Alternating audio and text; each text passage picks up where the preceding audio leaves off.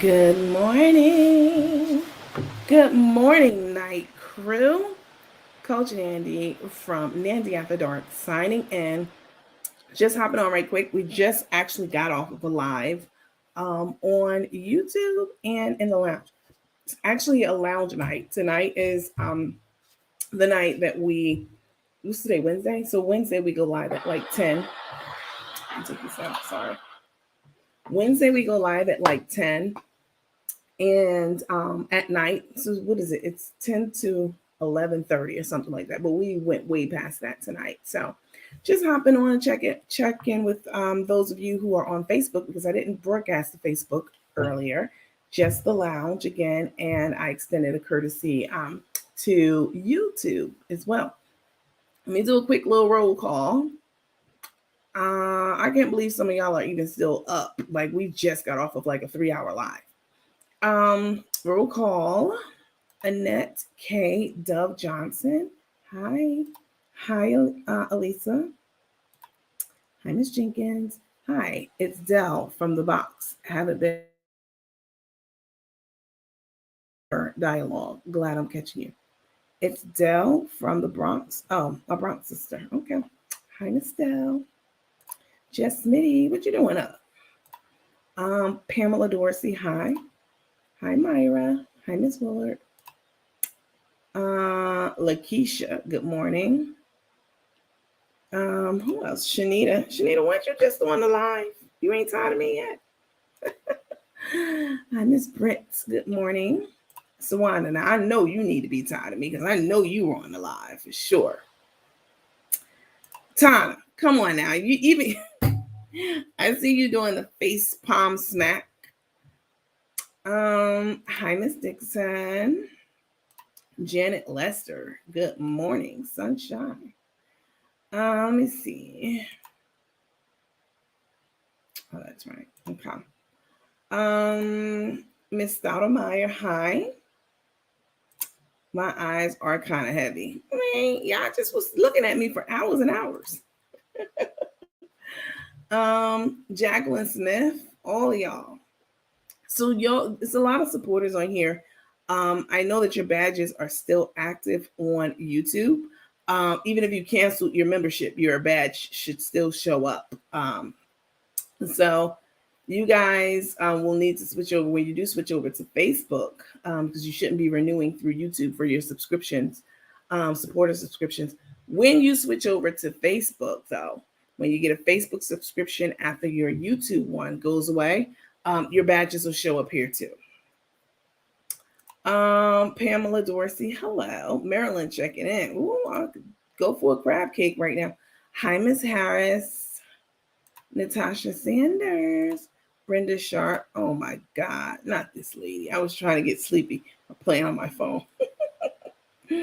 So Wanda said, I'm still working night crew. I know that's right. Hi, Miss Barbara. Miss Regina. Uh-oh, Chi-Town. She gonna let everybody know. Y'all get to, people say the most outrageous things in my inbox. Like, oh, Nandy, why you always gotta say you from New York? Oh, Nandy, you not from New York. You from what they say? Philadelphia. You're from Philadelphia. Oh, you're not from New York. You from New Jersey. People get in my inbox saying the damnedest thing and acting like they absolutely know what they're talking about when they absolutely don't. But it absolutely burns people's ass hairs when I say I'm from New York. Like that statement just means so much. It means you've seen a lot. You've probably been through a lot. You have acceptance of all types of people, not just tolerance. Because to me, tolerance is not a word that you should use when you're talking about dealing with someone. All right, a group of people from a group, individuals, whatever. Tolerance, you tolerating something? No, acceptance. All right.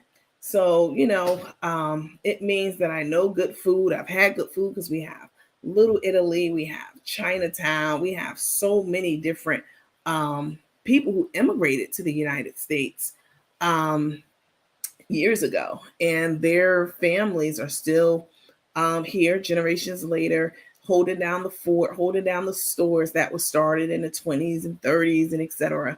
So yeah, I mean it means a lot. It means a hell of a lot. I'm from Philly. I just live in Alaska. Now that's a switch from Philly to Alaska. Oh my God. Hi, Brittany or Jeanette Brett. Larissa said, well, I'm going to rep my city. F them, Nandy. Rep your city. I'm telling you, people get mad. People get up, as my grandmother used to say, people get their ass on their shoulders about the most ridiculous things. If you don't like that I'm repping wherever I'm from, or doing whatever I'm doing or talking about, get out the bushes, go somewhere else, because it's always the holes in the bushes. Always, we have something to say. Not you guys, not you teammates. It's always the ones who got blocked. Now they have to watch from afar.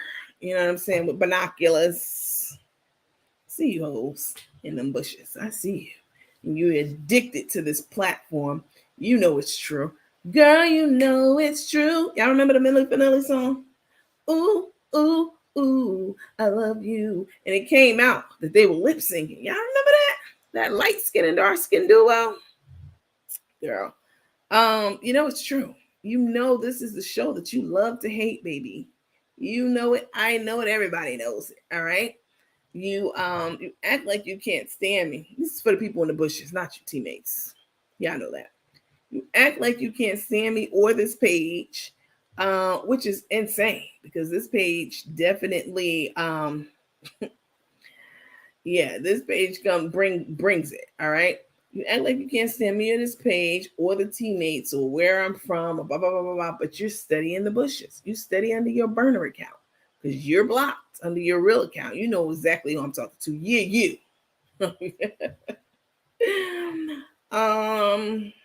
Yes, I went to their concert. They had a concert, Milli Vanilli. Oh my God.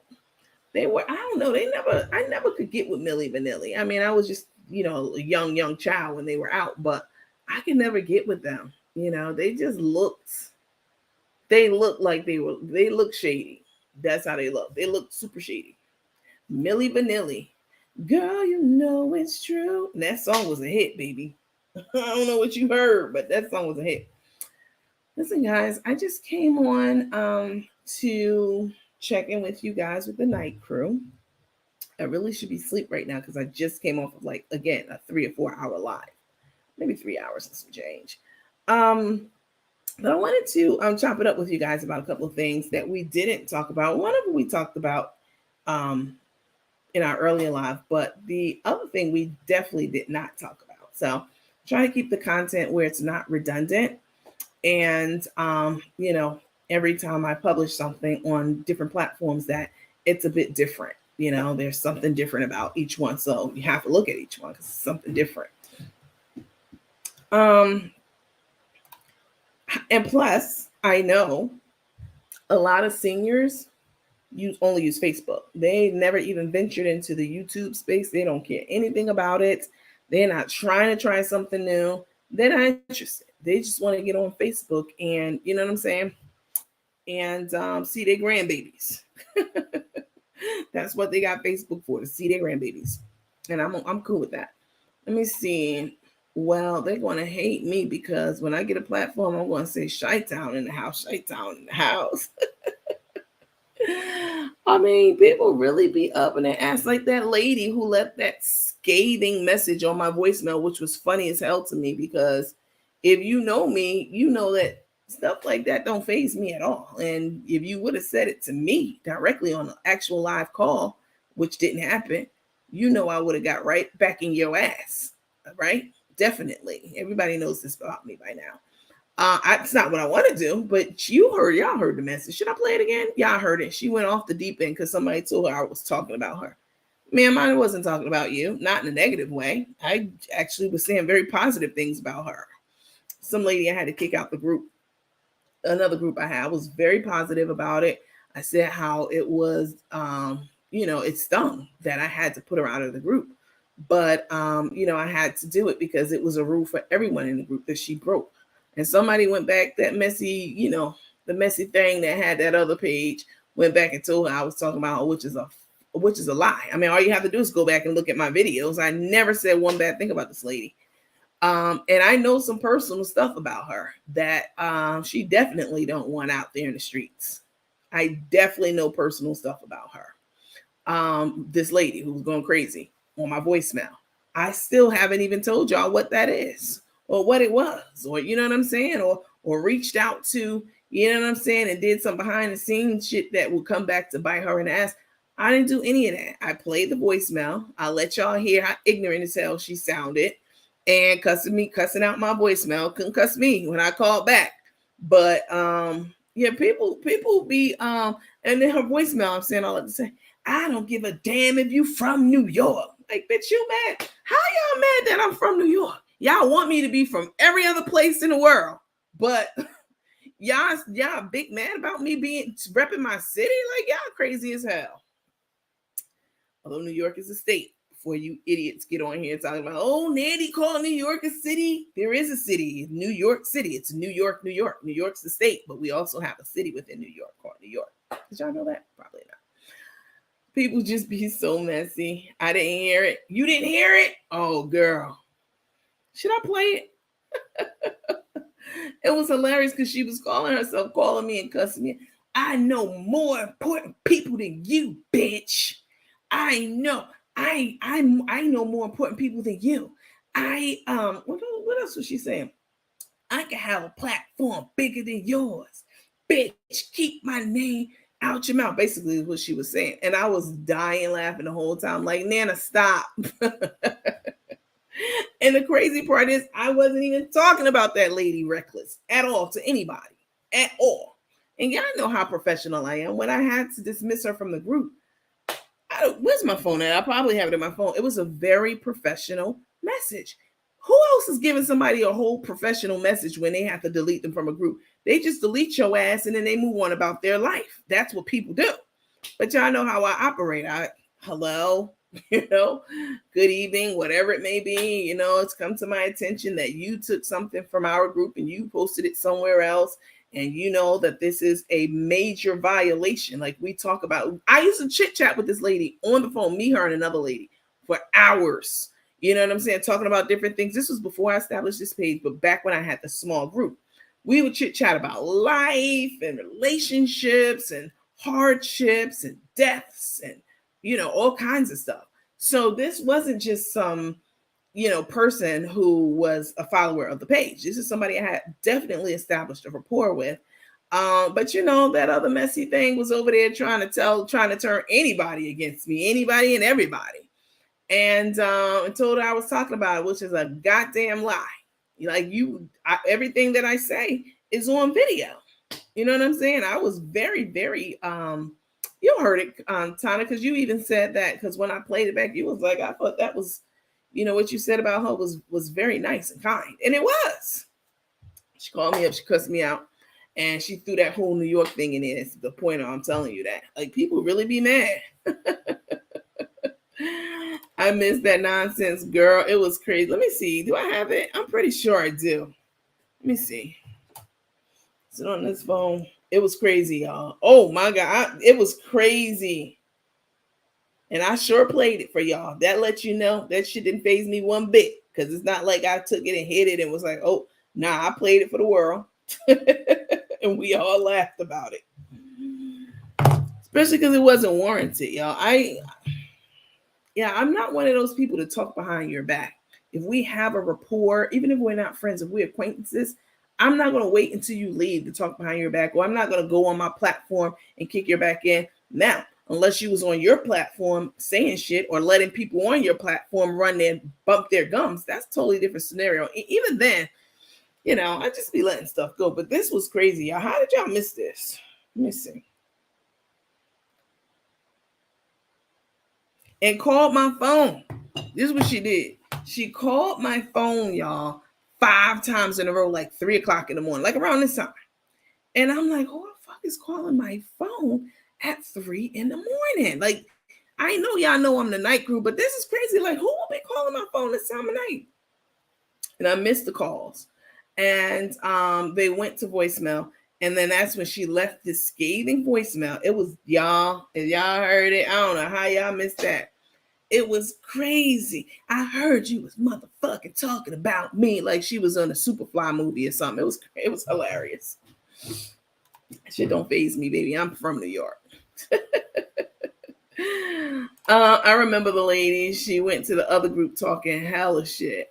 All of them did. That's what they did on that page, y'all. That's all they. That page.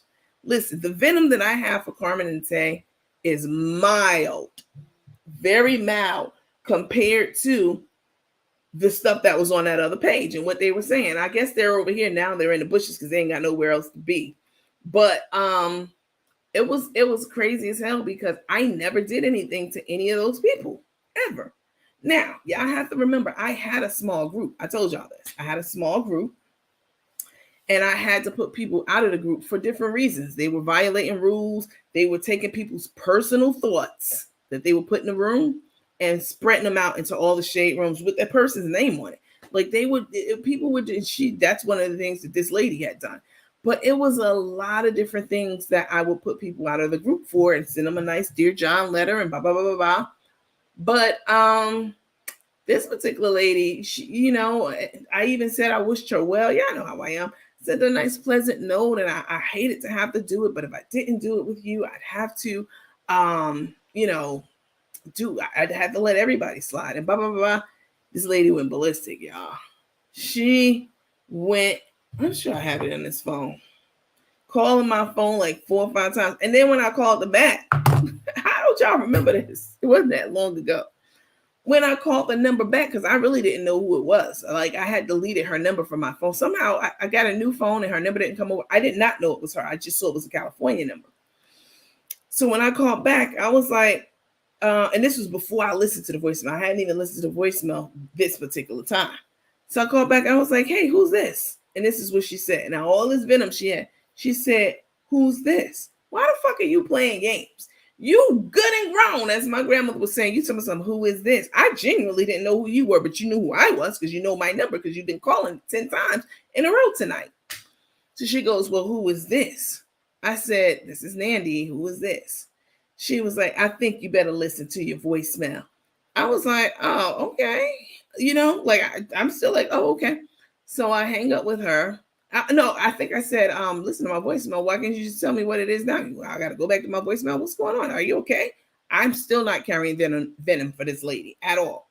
Like, everything all right? Like, what's going on? Check your voicemail. So I said, okay. I hung up. I checked the voicemail, and y'all, oh my God. Now I got to find it. It was crazy because she really thought she was going in. I'm motherfucking no motherfucking more important people than you. I can have a platform bigger than yours. I heard you was motherfucking talking about me from the hate page owner. That's who told her. Somebody who was definitely in it to try to smear my name and stuff. And just people on that page just keeping shit up, right? Oh, the reason I told y'all about my small group is because I've had to put people out of that group. So now that I have this platform, because I started with the group, people are like, oh, that's Nandy from the group that I got kicked out of. So they automatically got venom for me because they couldn't stay in the group. Like, this was a hot ass group. This was around before any of those other pages started their page. The D platforms, any of them shits. This was a group that I started when Tay first got on the scene. That's how, and it was a small, tight-knit group. And we were very active in that group. And a lot of the stuff that's out there about Tay right now came from my group. There was research that we were doing about her. And it all first surfaced from our group because we were the first on the scene. When I got my page, though, people I had to put out or whatever, blah, blah, blah, they were, no matter how professional and pleasant it was, these motherfuckers were carrying venom for me, like just a few people. So that's where the hate comes from. If you all ever looked at that page and said, damn, these motherfuckers got mental problems. Like, they really going in with the hate on Nandy, and Nandy haven't done shit to them. That's what the beef was with them. Find it. You want me to find it? Oh my God. Let me see. I got a new number because she was calling my phone. So look. So when she was like, you need to check your voicemail. I said, well, what is it? Everything okay? I'm still being kind. Is everything okay? Like, check my voicemail for what? Like, I'm talking to you now. Tell me what it is. She's like, you need to check your voicemail. So when I checked it and she ran off at the mouth like that, yo, I was dying laughing. And I definitely make sure that I recorded a piece of it to share with y'all. And I called her back because, I cuss back real bad.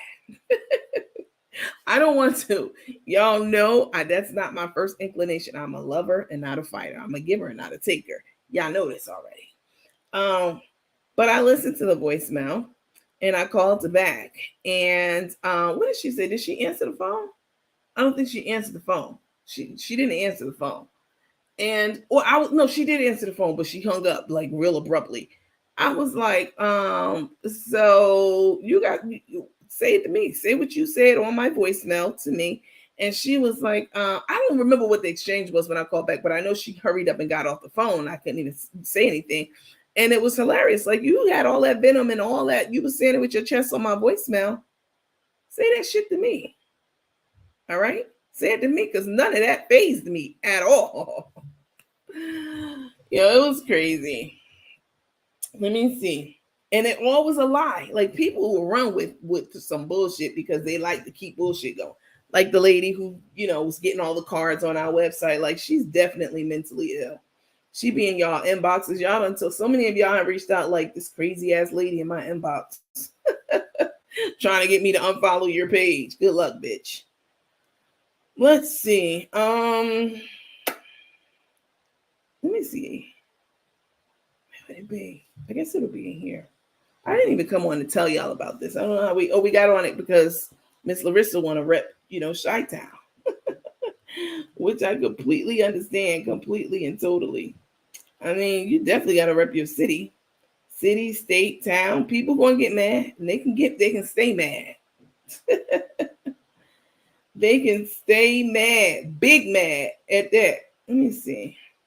What was this? Okay, so we're in February. I'll look for it. I'll look for it when I put the first video on for you guys, and then I'll see. I'll see if I can find it. I definitely do have it somewhere, but yeah, I have to put it so I can. Is this it? No, it's not it. This might be it though. Let me see. Hold on, y'all. Oh, this might be the Ari conversation. One thing that social media has taught me is to cover your ass, because people will definitely say one thing that didn't happen. Anybody, just in general. People will say shit that absolutely didn't happen, and you have to have the receipts to prove like your ass is lying. Whatever, whoever it might be. Is this the one? Let me see. Hold on. Of the things that she was doing to me, even to you. I even said this. Like, that's not the one. It had to be before this because let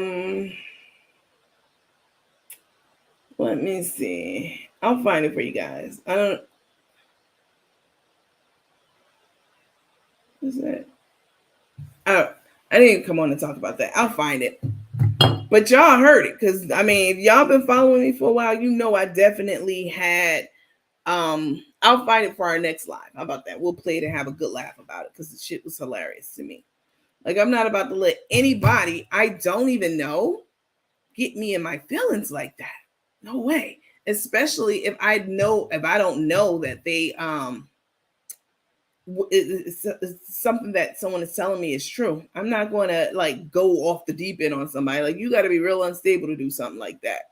Like, you going off of somebody else's word when you could have just looked at the video and heard what I said, which was very complimentary, not, anything disrespectful about her. I still know shit about it and I haven't told anybody. Deep shit. She broke the rules. Rules are there for a reason. That's exactly right. And it really did sting me to have to put her out the group, because we would chit chat like at least 3 times a week. Me, her, and this other lady.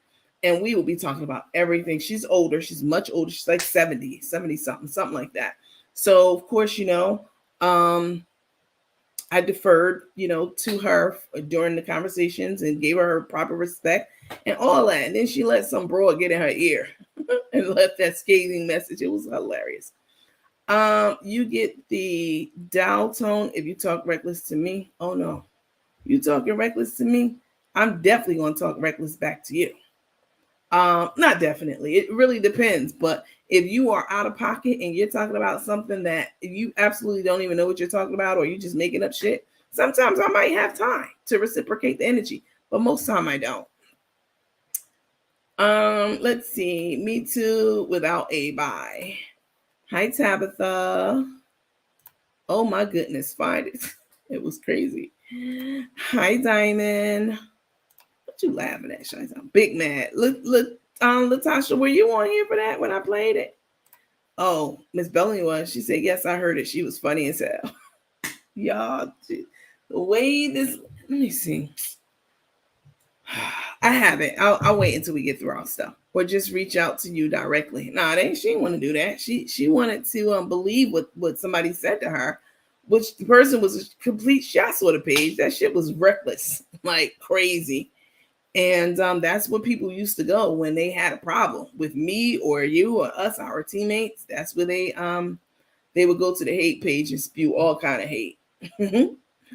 And this is, I'm talking about different than this Carmen and Tay venom that I give them. But it was funny to me because, you know, I understand where the hate comes from. You hate yourself, first of all. Hi, Jay Nice. How are you? Listen, all right. So I wanted to cover a couple of quick hot topics with y'all. So I don't know if you've been living under a rock. Well, before we get into that, let me say this. So you all know that we had a name change here. It's Nandy After Dark now, hosted by me, Coach Nancy. If this is your first time watching, hello and welcome. You're a returning viewer or returning teammate, I definitely appreciate your support and viewership. Definitely. Let me put my picture up here. Hold on. Let me take this down. All right. So today I released a video on I think it was Facebook too, definitely on YouTube, about these workshops that I am doing. I get pinged and tagged and emailed and reached out to all the time about people who are just starting a page, don't know how to start a business page. Is this a personal page or is this a business page? What's the difference? How do you um, set up a business page and etc. on Facebook? How do you do it on YouTube? Because YouTube is quite intricate. If you want to get monetized on YouTube, there are some steps you have to do. Yes, you need 1,000 followers. Everyone knows that, but there are other pieces too. And even the way that they do their payouts on YouTube, I've received my second payment from them yesterday, today, the 21st, whatever that was. And you have to go through some steps, and it's a bit convoluted. I'm not going to lie.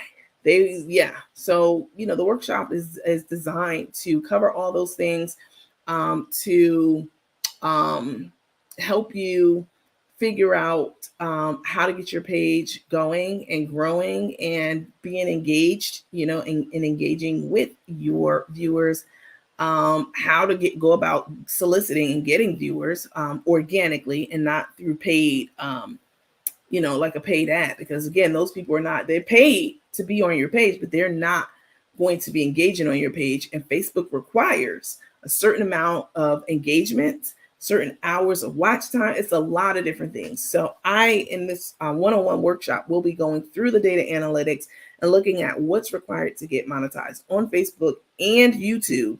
And just kind of, surface level requirements, how to do it, where to go, what to look for, all that kind of stuff. And then the 102, which a lot of you have already reached out to me about, the influencer workshop 102, that one goes a bit deeper into the data analytics and how much you should look for to get paid, how much I got paid. Listen, I'm not shy about sharing that information in certain forums. How much I got paid, how did I got paid, why I wasn't monetized for 3 months. I know now what it was, and it's not what you even think. Why I wasn't monetized, how to get out of that space of not being monetized, and you know what I'm saying, and a lot of different things.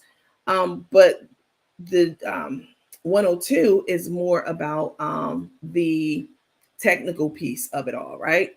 So, how to pick a streaming software company, what to look for, how to navigate that space, how to create videos, engaging videos, and edit videos and all that stuff, how to create e-flyers for your site.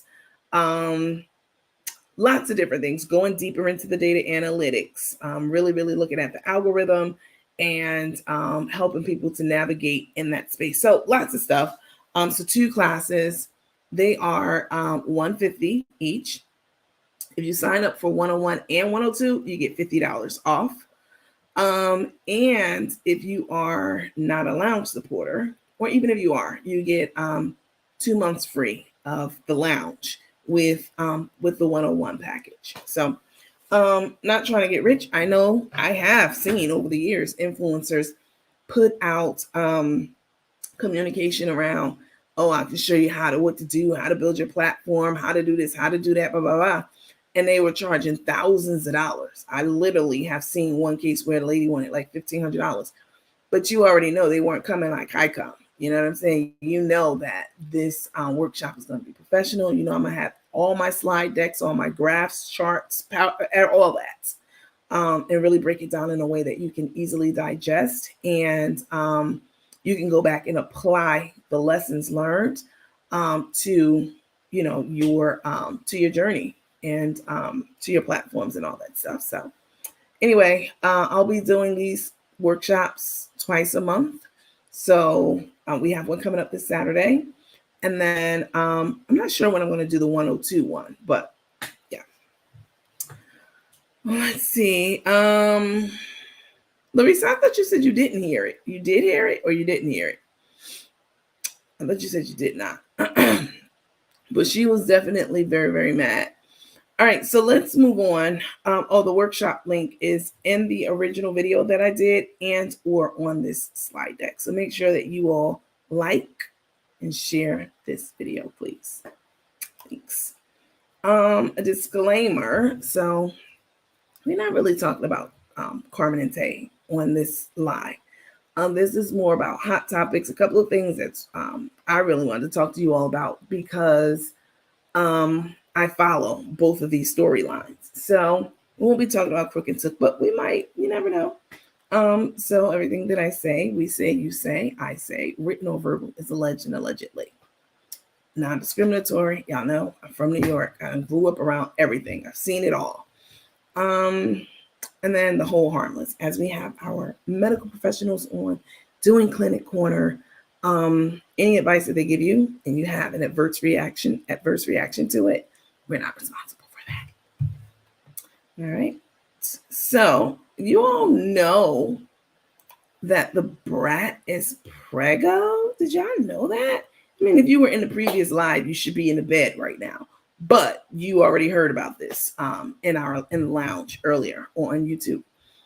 The Brat is pregnant, and a lot of people are talking about this on Brat's page, on different gossip pages and stuff, saying how, you know, Brat's a stud. Why does she have to carry the baby? Why couldn't Judy, her wife, carry the baby? She looks ridiculous pregnant. Lots of different opinions. People saying lots of different things. So the Brat's 48. She's 48 years old. She's right around the corner from, she's 50. And she said that she did not think it was in the cards for her to have a baby. She didn't think it would ever happen. And in fact, the first time that she got pregnant, she recently, within the last year or so, they lost the baby. She had a miscarriage. And so, you know, that was disheartening. I mean, she's older and that womb's not working like a 25-year-old's, you know. And it wasn't a natural, it was, you know, artificial insemination that she had. So she's pregnant, she's full blown.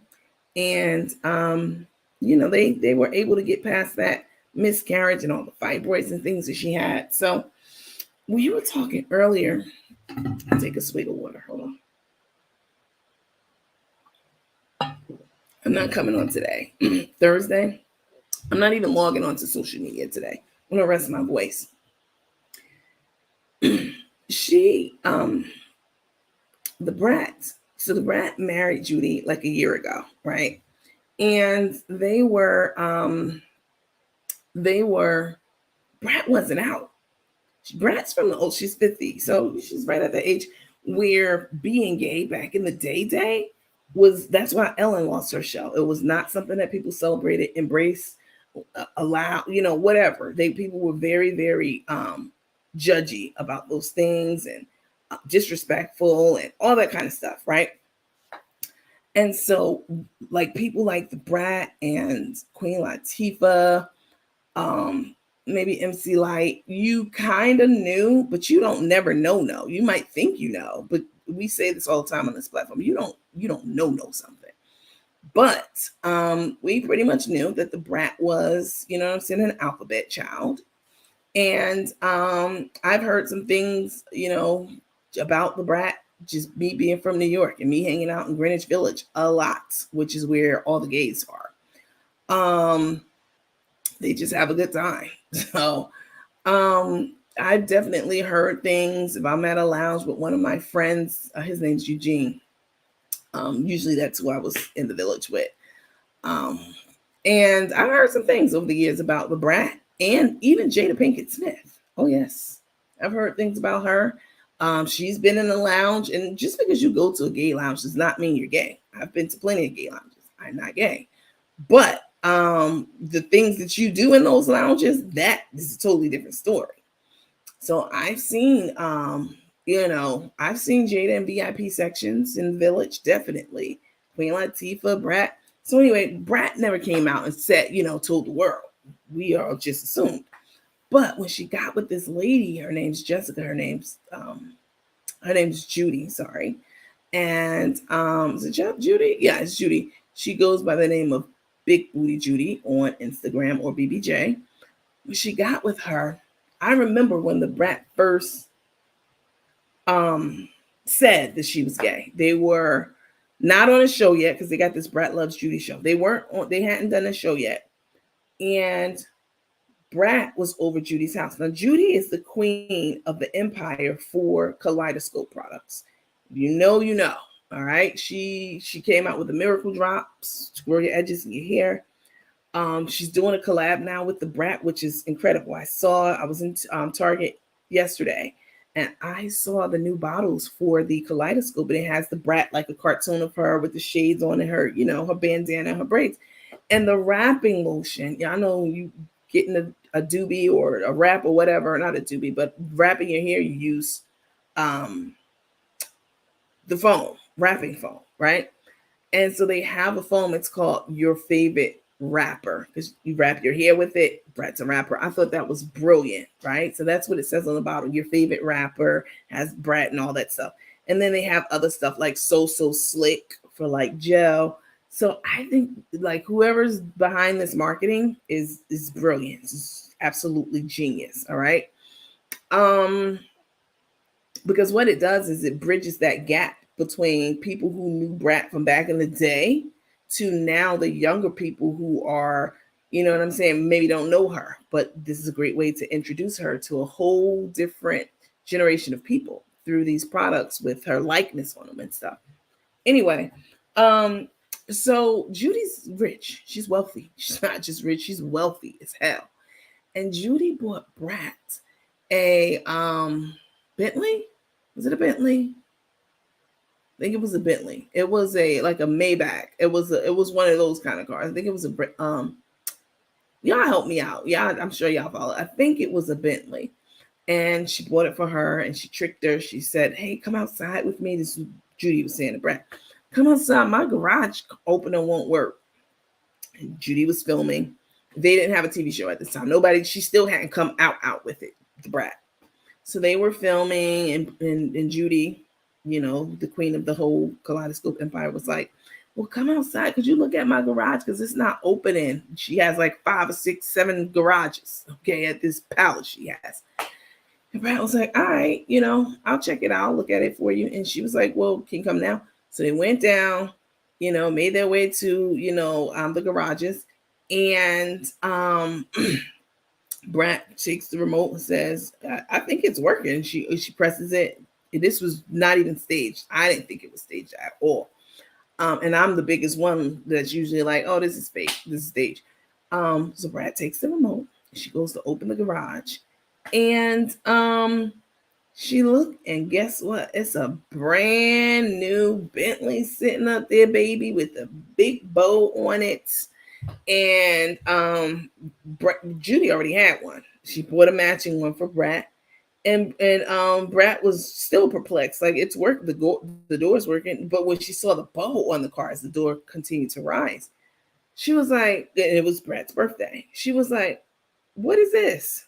She was like, "It's for you." And then she tried to run like in the house. She was like, "No, no, no, no, no! Like, this can't be for me." Like, they were, of course, they weren't married. They were just dating at this time. It's like 2 years ago or so.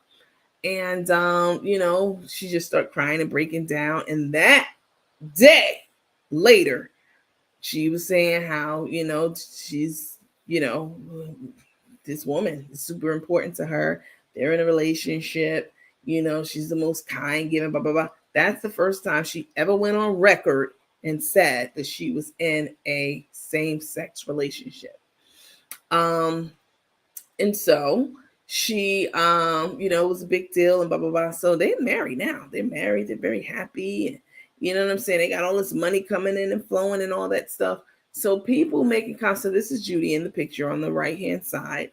And, people were making a big deal about Brat being a stud and carrying the baby. But what people fail to remember about studs is, no matter what, at the end of the day, when the dust settles, when it's all said and done, it's still a woman, period. And you still have your working parts as a woman. You still have a uterus, you still have fallopian tubes. That egg drops down and travels along your fallopian tube to your uterus every month. Okay? In which case, when that happens, when that egg attaches itself to your uterus, it's waiting to get fertilized by some sperm every month, every woman. And when that doesn't happen, when the sperm, it's incredible. Biology's always been my favorite subject, always. When that egg does not get fertilized, it waits there.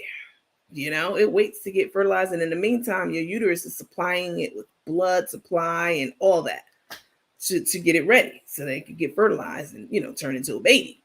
When that egg does not get fertilized every month, what happens is that whole lining sheds. All of it falls down. That's your period. Y'all know this. Every month.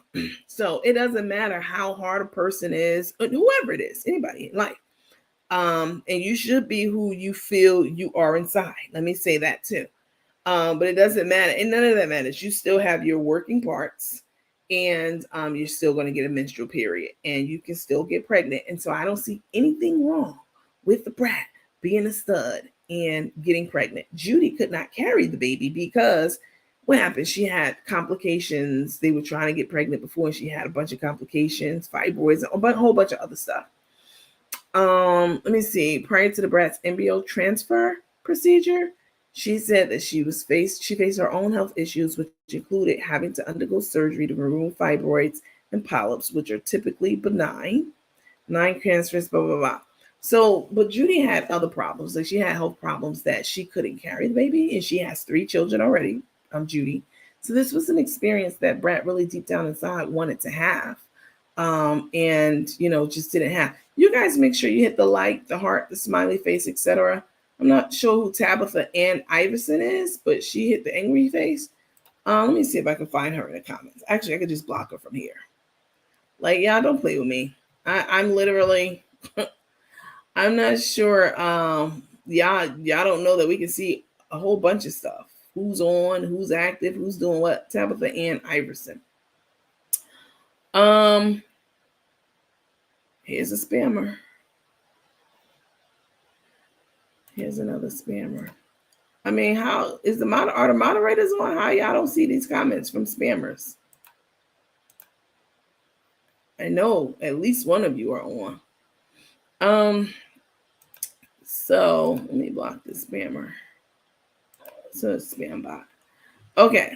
So let's see. They had mentioned Bentley. Okay, so it was Bentley's. Okay, that's what I thought. So it's a Bentley truck. Thank you for that. Thanks for confirming. Oh yeah, Judy's pockets are deep, baby. And you know what's crazy? Judy, before she started this empire, she was sleeping at her mom's house on the couch with her like three kids. And they were essentially displaced and homeless.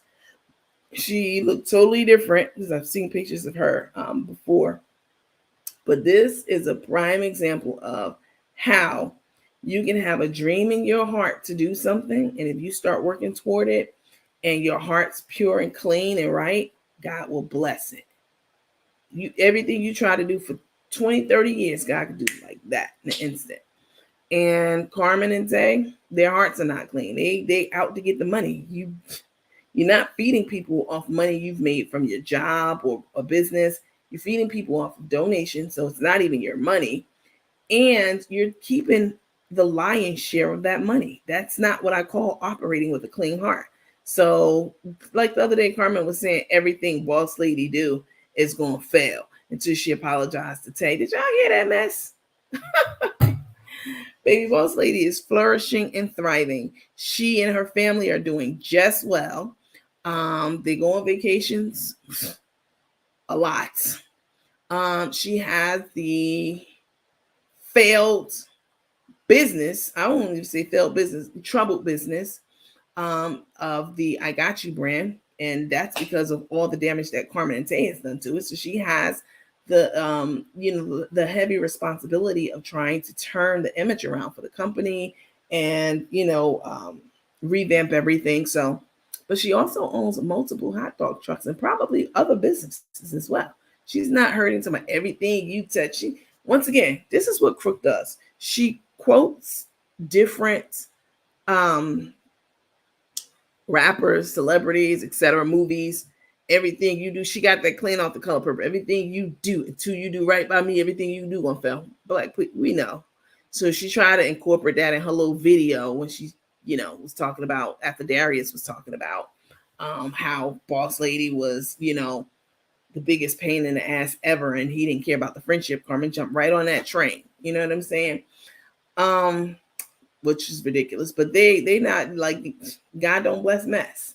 And y'all sitting up there thinking about all the businesses you can do, but you operating, God knows your heart. That's all I got to say, So Judy has wealth. She's wealthy. I'm gonna unplug this. She has a lot of money. Okay. She was doing those miracle drops before people start coming out with all these different oils for your scalp to help your hair grow, blah, blah, blah. She was on it. And she acted at the right time. If you have a dream in your heart, a desire in your heart to do something, do it. Don't wait. Don't delay, because you're not the only person with that dream in your heart. You can wait. And what will happen is that opportunity, you've missed the window of opportunity to get God's blessing for that thing because you were disobedient. You weren't listening. You were not in tune with the timing. Everything on this earth, forget the earth, everything in existence operates according to timing. We talked about this, right? The earth rotates on its axis and precision timing, okay? Everything operates according to time. And if you miss your time, if you miss that window, you can keep trying and trying and trying different things, but it's not gonna work. Let me see. Deborah Cole saying, "Hi, lady. I haven't seen you in a while. Good morning." Her birthday gift to Bentley. Okay, I remember that. Brat cried. She broke down. She really broke down and cried. Miss Washington, good morning. Patricia Kelly, it's about to have your jaw. It's a lot to have your jawbone tripping. And Judy wanted her to have the experience. Yes, that's right. I'm not a scammer. Who said it was a scammer? I never said that. Who said that? Oh, Tabitha Ann, I was talking about you did the angry face because you did, but you probably did it by mistake. I didn't say you were a scammer though. I'll never say that. The food is probably donated. You already know. I already said this many times too. Like, come on.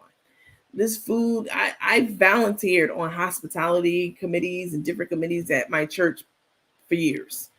And a lot of the food that we donate to these shelters and centers is donated. Like we literally get in our cars and go to the supermarket around 3 or 4 o'clock in the morning. They're in the supermarkets. These Publix and stuff, they got people working all the time in there.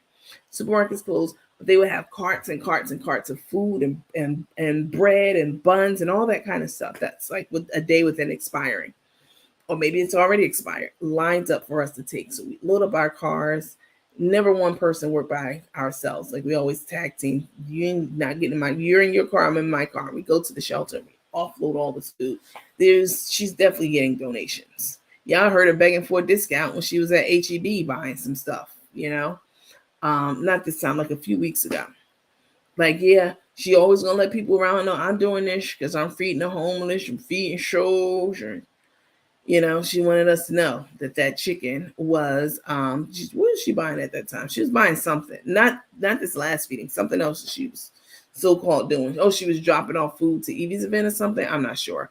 But she was, is your manager here? Can I get a discount?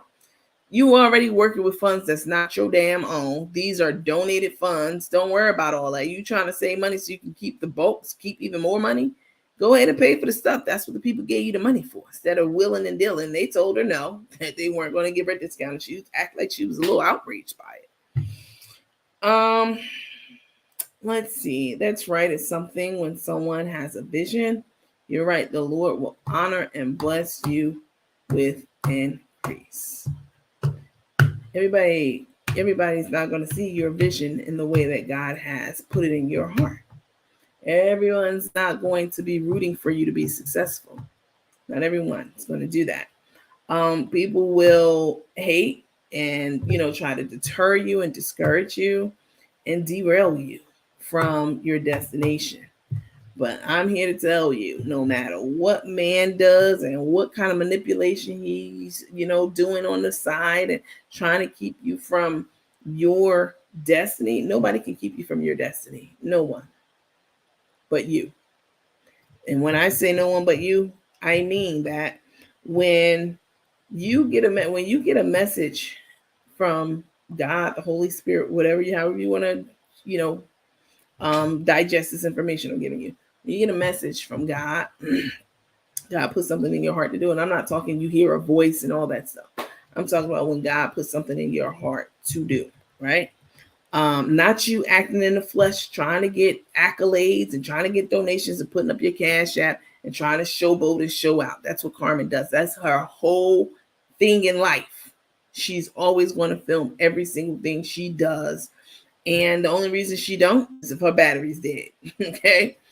But let me see how my bishop put it. Doing the right thing at the right time is the right thing to do. God will bless that. But doing the right thing at the wrong time or in the flesh is the wrong thing to do. And God's not going to bless that. Your timing has to be in tune and in time with the creators. And so you have to be very receptive to the timing of things in life and acting on those things within that time. Because if you wait too long to do something, that's it. You waited. You weren't obedient to the message or the confirmation from God to act and to do it. Doing the right thing at the right time is the right thing to do, and you'll get blessed. Doing the right thing at the wrong time, you don't miss the window of opportunity. Now, that's the wrong thing to do. So we always have to be stepping and walking in and being in tune with the timing of things around us so that we can do things in its proper season. We talk about that a lot on our platform. Eating a peach. You know what? Y'all went to Costco with me the other day, right? I went to Costco last week. I've been there several times since then, but I went last week and I bought some pink berries, right? What are they called? Oh, pine berries, sorry. They're supposed to be strawberries that taste like a cross between a strawberry and a pineapple. They're called pine berries. Y'all saw I picked them up and I went in there and talked to y'all about them. And I also bought some cherries. The cherries looked good, right? And the pine berries, they were very, very faint pink, but that's the color that they're supposed to be. Well, when I got them home and I rinsed them off and I cut the tops off the strawberries and sliced them in half and And I was excited because I had never had a pine berry before. I didn't even know what the hell they were. I had to look it up. Like, is this some type of a hybrid? You know what I'm saying? Have they done gene splicing? I didn't know if it was a genetically modified organism, GMO. I didn't know. I had to look it up. Like, is this a GMO? But it's not. It's a naturally occurring fruit, right? So anyway, I got it home. I was excited. I read up about it, and I expected it to be good. But guess what? It wasn't. It tasted like it didn't even taste. It was horrible. It tasted like a out of season, which is what it was, strawberry, right? Out of season fruit. And the cherries were the same. The cherries did not have that sweetness because I was trying to enjoy something outside of the proper season for it. That's just like life. Everything that you do in life, it has to be in the right season in order for it to be sweet and enjoyable. Whatever it is, your relationships, your work relationships with people, any businesses that you have, anything that you're doing, everything and anything, it has to be done in its proper season in order for you to enjoy it and for it to be sweet and delicious. Anything and everything. So, the pine berries were terrible and the cherries were terrible because they were not, I didn't eat them in season. It's out of season for both of those things. Kimberly said, good morning, coach. I love when you talk like Crook. Everything happens in its own season. Everything in life, everything has to obey. There are laws. People don't be wanting to follow the laws and the rules of life and et cetera, et cetera. Everything in life obeys laws that were established by a creator. Everything. I'll give you an example of something having to obey the laws that even we don't establish. These laws are above us. We can't possibly create these types of laws that I'm going to give you one example of. A fish. A fish in water. A fish lives where? Inside of water.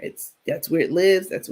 If you break that law, that's the law. That's the law that a creator made. No man made that law.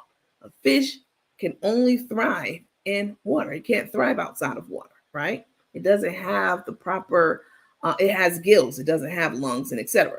If you take a fish, let me take this picture down. Hold on. This is how fish obeys laws as well, right? Everything has a law attached to it that God has created on this earth. Everything. You take a fish out of water, you're breaking the law. The law is that fish is supposed to live and exist in water. When you break that law and you take it outside of water, what happens? It starts floundering around and it dies. Everything has to obey certain laws that the creator has put into place in order to thrive and in order to grow and in order to live, really. That's just one small example. A seed. If you take a seed, any seed, let's say a watermelon seed, whatever, there are laws already built into that seed. Man cannot duplicate these laws any more than he can tell a fish, hey, live outside of water. You'll be all right. That's not a law that man has created. That's a law that God has created. You take a seed, you put it in the ground. All you have to do is put water on that seed, water that spot. And by law, that seed will grow and rise up through the dirt, the sun on it, it'll rise up into whatever it is that you were trying to grow, because the laws are already built into that seed. You don't need to pray over that seed. You don't need to say, God, please let this be a bountiful season, for these seeds that I planted. God has already built the law into that seed to grow in dirt and come up through the soil. Y'all ain't ready for this kind of commentary. Y'all want to talk about Took and Crook and all their foolishness, but y'all ain't ready. All right, listen. So that's the Brat. I think the Brat having a baby is amazing. I think it's incredible. I think that she's 50, almost 50 years old, and that is a tremendous gift. Again, happening in the right season for her. Tremendous gift from God for her to be able to experience that. The other thing I wanted to talk to y'all about was I don't know how many of you follow Wendy Williams, all right? Listen, growing up in New York, I can tell you that everyone in the tri-state area, New York, New Jersey, PA, and probably Connecticut too, we all knew about Wendy Williams. This was before she got her show. This was before she became Wendy, as we know her today. I've shared with you guys, I've met Wendy 2 separate times. Not really met, but I've been in an elevator with her, and I wasn't fanning out because this is just not what I do. And then another time going to the WBLS building where she was working. Wendy, I've known about Wendy for a very, very long time, when she was just on the radios, when she, was calling Puffy gay. You know what I'm saying? It was back in those days. So Wendy is not doing well, y'all. She is suffering badly, and people are torn. Oh, we feel sorry for Wendy. But Wendy has, she's eating her karma right now. She talked about so many people's relationships, like Tabitha, and her husband, and talked about how that relationship will never work, and, et cetera, et cetera. She can't believe she's supporting her husband and retiring him. And Tabitha, Wendy was talking about her real bad. Y'all remember that? People were pissed at Wendy for that. Wendy has built her career on things like that, around things like that, talking about people's marriage and, all these kinds of things. Now the shoe is on the other foot, and Wendy's the one, as you all know, who has suffered great humiliation. Kevin, it came out recently that Wendy knew Kevin was messing around the whole time, which I already knew that, right? She knew he was messing around. He was not sleeping there at nights. He bought his mistress this big house, just down the road from them. Wendy even said herself she knew about the house, and she went to the mailbox one day. What did she write on it? Y'all help me. She took a spray paint can with her, and she wrote something and basically vandalized it to let the girl know, bitch, I know you here, and I know you're in my house that Kevin used my money to buy. Right down the road, not very far from their main house. And Wendy's she's living in her karma right now. She's not doing well. I have a short video clip that I want to show you all. She has a thyroid condition, and it causes her her eyes to bulge out. But this could be Wendy has a lot of money, so this is something that's treatable and controllable and all that stuff. But it's always been known that Wendy has always been on that booger sugar. You know what I'm saying? She's an addict. She's been one for a long, long time. And Kevin making this baby on her outside of marriage has really pushed her over the edge. If y'all remember, she had a whole breakdown. They rushed her to the hospital when she found out about the pregnancy. Or when we found out about the pregnancy, she knew all along. But having us know too, yeah, she almost got alcohol poisoning, is how I understood it. Like, she was drinking herself into oblivion, and they had to take her to a sober house. Y'all remember all that? It was crazy as hell. But Wendy, she also has lymphedema. Okay. And so her ankles are always swollen and legs are always big, and she's always on the lymph machine and, all that stuff. So I want to show you guys a clip of Wendy from, I believe it was yesterday. She's out and about. She has to have somebody to hold on to make sure she's sturdy at all times, because she's not sturdy on her feet. Okay. But take a look at this clip, and then we'll talk a little bit about it. Which way to go? Hey Wendy, one shot right here. Hi. It's sexy, right? Super sexy, girl. Thank you. No, don't let me go. Come this way. We're not dating, by the way. All right. He's my bodyguard. That's what I'm talking about. Oh, I know you. Of course. Yeah. I used to shoot all your events. Dons and Divas back in the day. It's nice to see you. Of course. You do a pose for Johnny real quick? No, take a bunch of pictures. One polo, one solo shot? Take a couple pictures, come on. No, my feet. Okay. My feet, standing. Here you go, Winnie. Oh, we can walk. Come No, this I don't way. want to fall. No, I'm with you. Because of all the, the puppy. Right here, Wendy. One shot right here. One shot right here before you step. Okay, no. Can I get one more shot before you get in the car, Wendy? Okay, I can do it myself. Hold on. All right, cool. We're gonna do it by the car. All right, cool. Ready? Wait, you know what? Oh, yeah. Yes, I do. All right, smile. Serve some looks. Oh, that's hot. Make That's it look hot. like salad. Try to go to your right. Wait. To my right. Oh, that's nice. What about this? Wait, hold on. Go ahead. Oh, What else you gonna do? Damn, Jamal, thanks All for right. you the best. thank you, Wendy. Let me put my bag in. All right. Throw the bag in there. You got it? Johnny, hold your phone there. Just stay Sorry about Wait, that. hold on. Keep it hold close. on. You know what? Try to stay still. All right, I'll stay still. I won't move. Take your clothes off. Oh, what do you do? Wendy? All right, that's good. That's good. Perfect. Thank you, Wendy. See you later.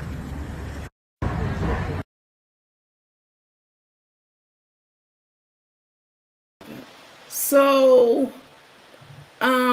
Wendy is definitely, she's doing a bit better than she was. Let me take this down. She's doing a bit better than she was a year ago this time when they had that conservatorship in place and she couldn't get access to her money. It was all tied up. Wells Fargo put it in place involuntarily. She didn't volunteer for that. It's crazy how, that sort of thing can happen. But I found that extremely interesting because Brittany was under conservatorship. Y'all know she just got out of that after like 20, 30, however long as time, because she's, a little touched. Wendy also put into a conservatorship against her will and knowledge initially. And she's crazy out of her mind. Meanwhile, Kanye walking around fruited in a Fruit Loop, fruited in toucan sand. Okay, that little parrot key off the Fruit Loop box. And nobody's put a conservatorship on his damn money. This is how they treat women in society. You know what I'm saying? Like they ready to regulate our funds and put people over in charge of it and take away our abilities to manage our own finances. Meanwhile, Kanye nutty as hell out here walking around with full access to his money. It's just crazy. So you saw Wendy was she's not doing great at all. But one thing about Wendy, she always would tell you, she's with the plotterization. She always put a rization on something. The plotterization, baby, is Kevin now is talking about he can't even pay his HOA fees, his community fees. He said he broke. So, yeah. Let's see. Kevin whining and crying about being broke because she stopped paying him and his mistress. Y'all saw that. Yes, Lord, she ate what she said. She sure did. Janet Jackson was 50, you're right, when she had her baby. Wasn't she very close? Yep, somewhere very close to that age. Listen, with the advancements of technology, modern technology and medicine and medical advances, women are having babies at 50, 60 years old with no problem. You know what I'm saying? Maybe some problems, but they're having these babies when this was unheard of 50 years ago, 60, 100 years ago, even 30 years ago. People if you didn't have a baby by the time you were 20 back in the day, something was wrong with you. They was taking you to a head shrink, okay? But people are living longer because we have access to better technology and better medicine. And even if you're not using Western medicine, we have the knowledge of plant-based remedies for, plant-based food and stuff to remedy a lot of our common illnesses and etc. And I definitely do believe in like plant-based or natural remedies to things because when we were created on this earth, y'all, listen to me. Can we talk for a second, right? When we were put here on this earth and we were created, God or the creator Elohim, Jehovah, Buddha, whatever you want to call them, there is a creator of all of this stuff, everything of this. All right. Meaning humans. When we were put on this earth, God gave us the ability to carry a baby and get pregnant women and get pregnant, have this monthly menstrual thing with the egg. We talked about all that. I explained all that. But then when the egg does get fertilized, a baby, develops an embryo, turns into a fetus. And, you can birth a baby into this world since the beginning of time. This has been the case. And you don't even have to have a job, income, food for it. Your body will supply the milk for that baby to live off of and to survive. That's incredible. That the very thing that baby needs to live is already included in the package. Once again, the laws. We talk about the laws of creation. Okay. This is the law of creation. You're going to lactate mostly. Some people have little problems, but you're going to lactate. You're going to be able to feed this new creature that you brought into the world, for lack of a better term, creature, baby, whatever. You don't even need anything from anywhere else. He done supplied it for you. That's incredible to me. But the same thing happens when we get sicknesses and illnesses. I mean, now man-made things, most of these diseases and illnesses are man-made. That's something totally different. But there are remedies already supplied to us for the illnesses that we harbor in our bodies in nature. Same way, it's already supplied for that baby to survive. Things in nature we can absolutely use for our survival, healing, and all that stuff too. But people want Western medicine and they want it now. Let's see. Wendy's ankles last her punishment or karma. What? Wendy's ankles last her punishment or karma. You mean it is, I think. Lily, hi Lily. Kevin whining and crying about being broke. We talked about that one. See. She always keep her hand, lead her. Yeah, she's not sturdy on her feet at all. Cancer's always run it strong July 4th. Wendy's a Cancer July 7th. She's always have on those coochie cutters. It's cold. Why does Wendy wear those coochie cutters, Daisy Dukes, whatever you want to call them? She be on her shorts. I was out this weekend. I had on my poom poom shorts. Girl, stop. I mean, she looks as ridiculous as Carmen looks, sagging her pants. You got to have the mental capacity of a young, unstable person to be 60 years old and still sagging your damn pants. Come on now. Wendy never crazy. I don't know if I agree with her reaping what she sows. Her business was telling other people's business, but that doesn't exclude her from life itself. I agree. I believe Kevin is reaping what he sowed, though. I agree with that. The Brat still has a lawsuit settlement. I thought she settled that with the girl she broke the bottle in her face over. That's been over. That's old news. I don't think that's old news. That's super old news. Let me see. Yeah, she settled that. And she went to jail for a long time. And I thought that she settled. I want to say I thought Mariah Carey gave her the money. Wasn't it something like that? She didn't have the money, Mariah gave it to her. Something like that. I don't know. There are kings and queens. Look within. Hi, Medea. Yes, she does. Yes, who does? What? Brat settled that case. That's what I thought. I mean, there was a case. There definitely was a lawsuit. But yeah. Dell Jenkins said, I had my last child at 41. Wow. I was devastated to be pregnant. She was definitely a change of life baby. My son was 22, but by the grace of God, she is graduating June 1st, 2023 with her associate's degree and will be continuing her education. I am so proud of my change of life baby. Wow. That is a big gap. 22 years. But that's how it happens. You know what I'm saying? People be making all these plans to make all these moves, and you know what I'm saying? You definitely gonna get a reality check when it should not you, me, people. You're gonna get a reality check when it all shakes out, because oftentimes the things that we plan for ourselves never happen the way that we see them happening or we want them to happen. Yeah, I could preach a whole sermon on that, but I won't. Maybe another time. She settled that Judy helped her. You know what? As I think about it, I think this was on their show where she was saying she didn't want to get married to Judy because she didn't want her um Judy's finances to become her burden. You know, Brat's burden to become Judy's burden.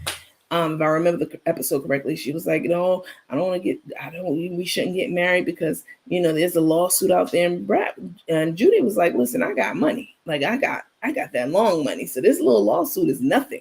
Like I'm not gonna let that come between us. So yeah, I remember that. This was like a year or so ago. Kimberly Mack Smith. Hello to you too, darling. You guys hit the like button, the heart, the smiley face. Please, that will be appreciated. Very much so. Brat and Alan. Shocked me. Who's Alan? Brat and Alan? Who's Alan? Somebody else? Who's Alan? I'm happy for her because she wanted to do it. All the experiences. Yep, Big Booty Judy. BBJ. I'm not surprised about Jada being in the boom boom room. Mm-mm. And I think that whole relationship with Jada and Will Smith is a sham. I do. I've always heard things about Will also. I think we all have. About him being, about them being swingers and him being into men and her into women. I think their relationship is a business relationship. It's a partnership, business wise. I think she's his beard, definitely. That whole slap that he did, you know what I'm saying, to prove his manhood. Like, what the hell you got to prove so bad that you going up on stage and open palm slapping somebody like Chris Rock? Petite. Yeah, he's petite. He's petite. And I mean, you knew like Chris Rock, his like they were friends. He knew that he wasn't gonna like strike back, but I wouldn't see him doing something like that to like Terry Crews or even Steve Harvey. Steve Harvey old as hell now, but I don't see him doing anything like that to Steve Harvey. You know what I'm saying? Another comedian. Yeah. So I think he went up there, with his machismo attitude, trying to prove that he is masculine and he's a man and he's, etc. I mean, that's overcompensating. That's what you call overcompensating. Oh, jeez. Oh, yeah. Judy's pockets are deep, deep, deep, deep. I totally agree on Will and Jada. I love. What happened? I love that the Brat being pregnant. I applaud her for living her best life. Absolutely. Oh, Allen Iverson, he's gay. I didn't know that. They always talk about his husband. What's his name? Y'all help me out. The two, Dwayne Wade. Yeah, they always that's always been a rumor about him. I've never seen him in like a lounge in the Village or anything, but I've definitely seen Jada Pinkett in the lounge before. And the Brat, of course. I totally agree on Will and Jada. That was stupid of Will. I'll tell you what though. Chris Rock handled that like a professional. I mean, the way that the shock of it all, right? I mean, just instinctively, if you hit me, I don't even have to think about it. It's an involuntary action. I'm gonna swing back. That's just how I'm built. Most people probably, it's an involuntary reaction to something. And the way that Chris took that slap, at first I thought it was fake because like he slapped him so hard, you know what I'm saying? Like he bent back and flexed back like the Matrix. It was crazy. I thought it was like a joke at first. And then when Will starts screaming, that's when I knew it wasn't a joke. Keep my wife's name out your fucking mouth. That's when I knew it was not playing. Like it was for real, real. And Chris handled that baby like a pro. Like he'd been getting slapped his whole damn life. Because he didn't cuss, he didn't get out of character. He fumbled a little bit with his words, and that's to be expected. Just got the shit slapped out of you on broad daylight by Will Smith. I mean, the grace that God gave him to handle that relationship and handle that situation in that moment. I mean, yeah, I couldn't have did it. Brat messed with Allen Iverson. What? What you mean? In a relationship? But I have a new respect for Chris and how it was handled. Me too. I don't even think Chris. I'm gonna tell you, Chris Rock is not funny to me. I've been to his show before. Chris Rock is not funny. And what's the other dude's name? Skinny, just like Chris Tucker. Chris Tucker is not funny to me at all. Or Eddie Griffin. I don't even crack a smile when Eddie Griffin's talking. You know who's funny to me? Funnier than Chris Rock, Chris Tucker, Eddie Griffin, Steve Harvey, Cedric, all put together. You know who's funnier than them? Grandma Holla. That lady was funny as hell. All right. And I'm dead serious. Like I've laughed more looking at her videos, just her being her, than I have with all them combined. No, Allen Iverson and Brat were a couple for a while back in the day. Oh, okay. Will knew who to slap. You better know he did. Slap the fire out of Chris. I mean, in the way Chris handled it. I mean, he bent into the slap and everything. You know what I'm saying? And that's crazy to me. How he sat back down and was proud of himself. You know what I'm saying? Like, come on. Baby, you can't slap me like that. Please know that I'm not going to slap anyone like that. I've never been the type of woman to get into a physical altercation with any man that I've ever dated. Ever. Like, I'm not going to initiate a physical altercation with anyone. You know what I'm saying? Like, I don't, that's not the move in life. But please don't slap me, baby, because God did not give me the grace that he gave Chris Rock. I don't care who you are. I agree about Chris Rock. Yes, this Grandma Holla was the GOAT. Baby, listen, Grandma Holla she wasn't even trying to be funny. That literally is just how she is. Will knew who to smack. You ain't lying about that, baby, because anybody else would have went hand. I think what do y'all think about Kevin Hart? I think Kevin Hart probably would have.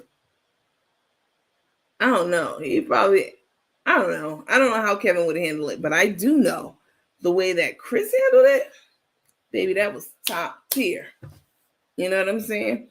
What happened in that moment was Will was villainized, okay, and ostracized a lot of, in a lot of instances from a lot of different companies, and and he was vilified, ostracized, all of that because of what he did. But if Chris would have made a big deal about it, went ham, jumped on Will and beat his ass, guess who would have been vilified the most then? It would have been Chris. So Chris allowed the blame and the shame of that situation to sit where it belonged. And that's with Will, not with Chris.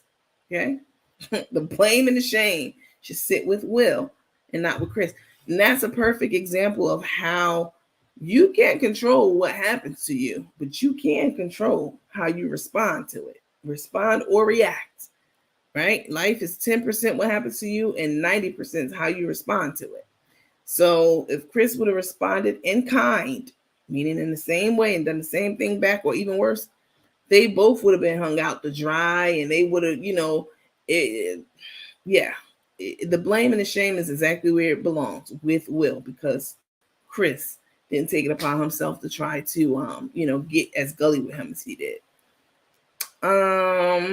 like I said, I have a new respect for Chris, and I agree. He is not that funny to me. None of them can make me laugh. Even Kevin Hart. Y'all laugh at Kevin Hart? Kevin Hart is not funny to me. The OG, Mama Holla, Grandma Holla, baby, listen. I did a whole dedication to her. I don't know if you guys saw it or not, but I did an entire dedication to Grandma Holla. And it was a tribute. It was like a top 5 countdown or something like that. And it was incredible. It was incredible, meaning she was absolutely incredible. Hi, Stacy. Dell Jenkins said, what about Chris Rock's brother? He was hilarious. Yeah, what's his name? Tony Rock, I believe. He's dead now, isn't he? Didn't he die? No, that's Charlie Murphy who died. Isn't Charlie Murphy dead? Yeah, that's Eddie Murphy's brother. I think he's dead now. Absolutely trying to instill that in my kids. You still up? I couldn't go to sleep. What do you mean you still up? Are you still up? Because you're the one who was talking about your eyelids were heavy. You're the one who was just in the lounge for a few hours, with us. I missed your dedication. Oh, so sweet. Stacy Jackson said, hello. Absolutely trying to select. Listen, guys, if you are not a supporter to the movement, to the channel, etc., I ask that you become one. I mean, we're doing a lot of different things, especially during Black History Month. In the lounge, doing field trips, restaurant runs. I'm doing one this week. I'm going behind the scenes and Black-owned restaurants and all that stuff. So lots and lots of stuff that we're doing. Clinic Corner and, all that kind of stuff. You guys, and just me, my rhetoric, my commentary on Took, Crook, and everything else under the sun, The membership is $19.99. It's $20 a month. And, you get access to the lounge and, so many other great things. And super easy to join. You just go to Facebook. If you're here now, there's a button to join at the bottom, right near your chat box. It's a green badge, actually, that says join now. So that will be definitely appreciated. I mean, you pay for it. If you're like me, and I think you are, like most people, you have so many subscriptions that you don't even use, that you're still paying for because you forgot to cancel it. You're too busy. You've been meaning to cancel it. That could be a gym membership. All right. I can tell you that I belonged to a gym and I was not going to that gym, clearly, for over a year. And they were still taking $135 out of my bank account every month. And I was like, I got to cancel it. I mean to cancel it. And they were still getting that money every month. And we all have subscriptions that we need to cancel to the Disney Plus channel, Netflix, Hulu, Peacock. I pretty much subscribe to all those services. Paramount Plus. I definitely, if I can lose all those other subscriptions, I could cancel them all. But Paramount Plus, I would never cancel that because that's the network that Star Trek belongs to, the Paramount Plus channel. So I watch Star Trek 99.9% of the time in my house. Deep Space Nine in particular, just in case you're wondering. That's the first Black captain, Captain Benjamin Sisko. Incredible writing, incredible show. But that's one subscription I would never let lapse, no matter what. I would not eat first. I mean, I'm exaggerating, before I pay that subscription first. But it's a lot of things that you guys are subscribed to that, you're not using. This is $20 a month. You tap in every time I go live. Clearly you like it because you keep coming back for more. I like you is a lot for me. I'm retired. Listen, everybody can't do it. I understand that. I totally get it. But it is just $19 a month. It's $19.99 or $20, etc. I really enjoyed movie night for Black History Month. Yep, that was awesome. It's more that Netflix. I don't know what that means. Jay Nice, like I've read like 3 or 4 comments from you by now. and I literally have not been able to decipher what any of them meant. It's more that Netflix. I don't know what that means, but are you trying to say it's more than Netflix? Maybe it is. How often do you watch Netflix? More often than you tap into this show? Probably not. Um, let's see. Hi, Wendy Beecher. How are you? I'm trying to work it out to join your group. Listen, don't stress over it. If you can do it, great. If you can't, don't worry about it. Don't worry about it, sweetheart. Don't worry about it, sweetheart. Don't worry about it. Ricky Smelly makes you laugh. Ricky Smelly makes you laugh. Not at all. I don't even chuckle a little bit. Cat Williams is funny. Cat Williams used to be funnier back in the day. I don't know what the hell, but Cat's funny. Maybe we'll do a field trip and watch the latest Cat thing. He did one recently. I think I've watched part of it, but maybe we'll do a virtual field trip and do that. A lot of people do like Cat Williams, though. Dell said, I think I want to join your group, sis. Come on. There's plenty of room, space, and opportunity over there. Miss Garland said, good morning, Coach. Good morning, darling. Good morning. Listen, somebody reached out to me about a song for our platform. Very nice young lady, said that she had some great lyrics. I think she said she had a beat and everything. So I'm asking her to put it together because y'all, in case you don't know what I'm talking about.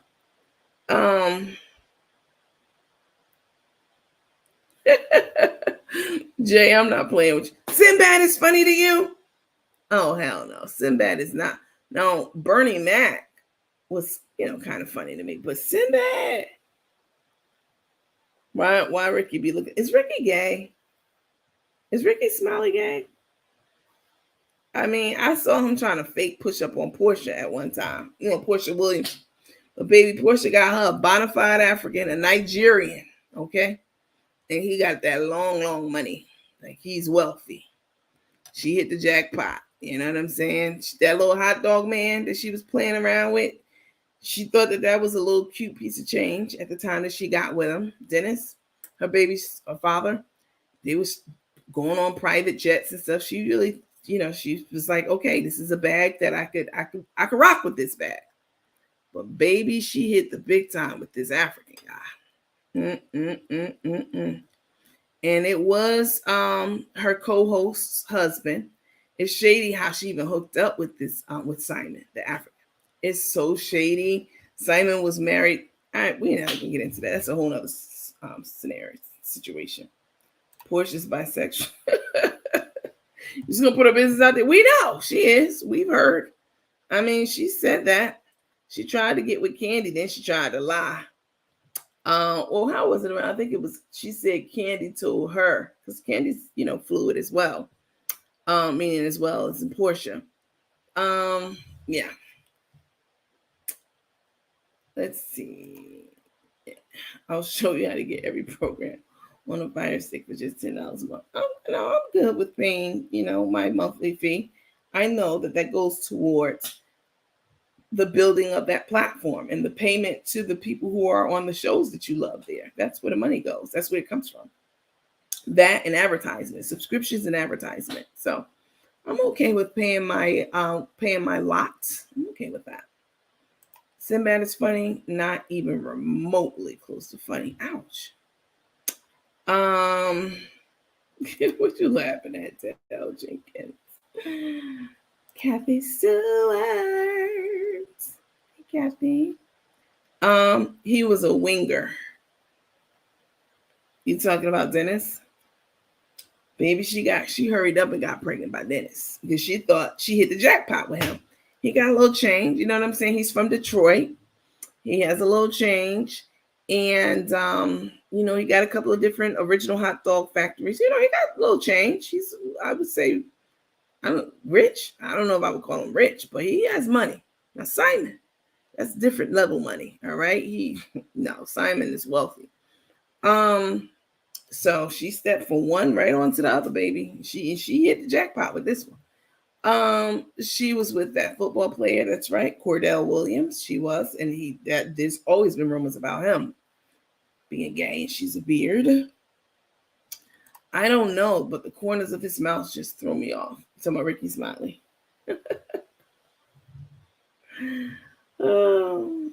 I don't think any of these comedians are funny. I don't even do comedy shows. They're not funny at all.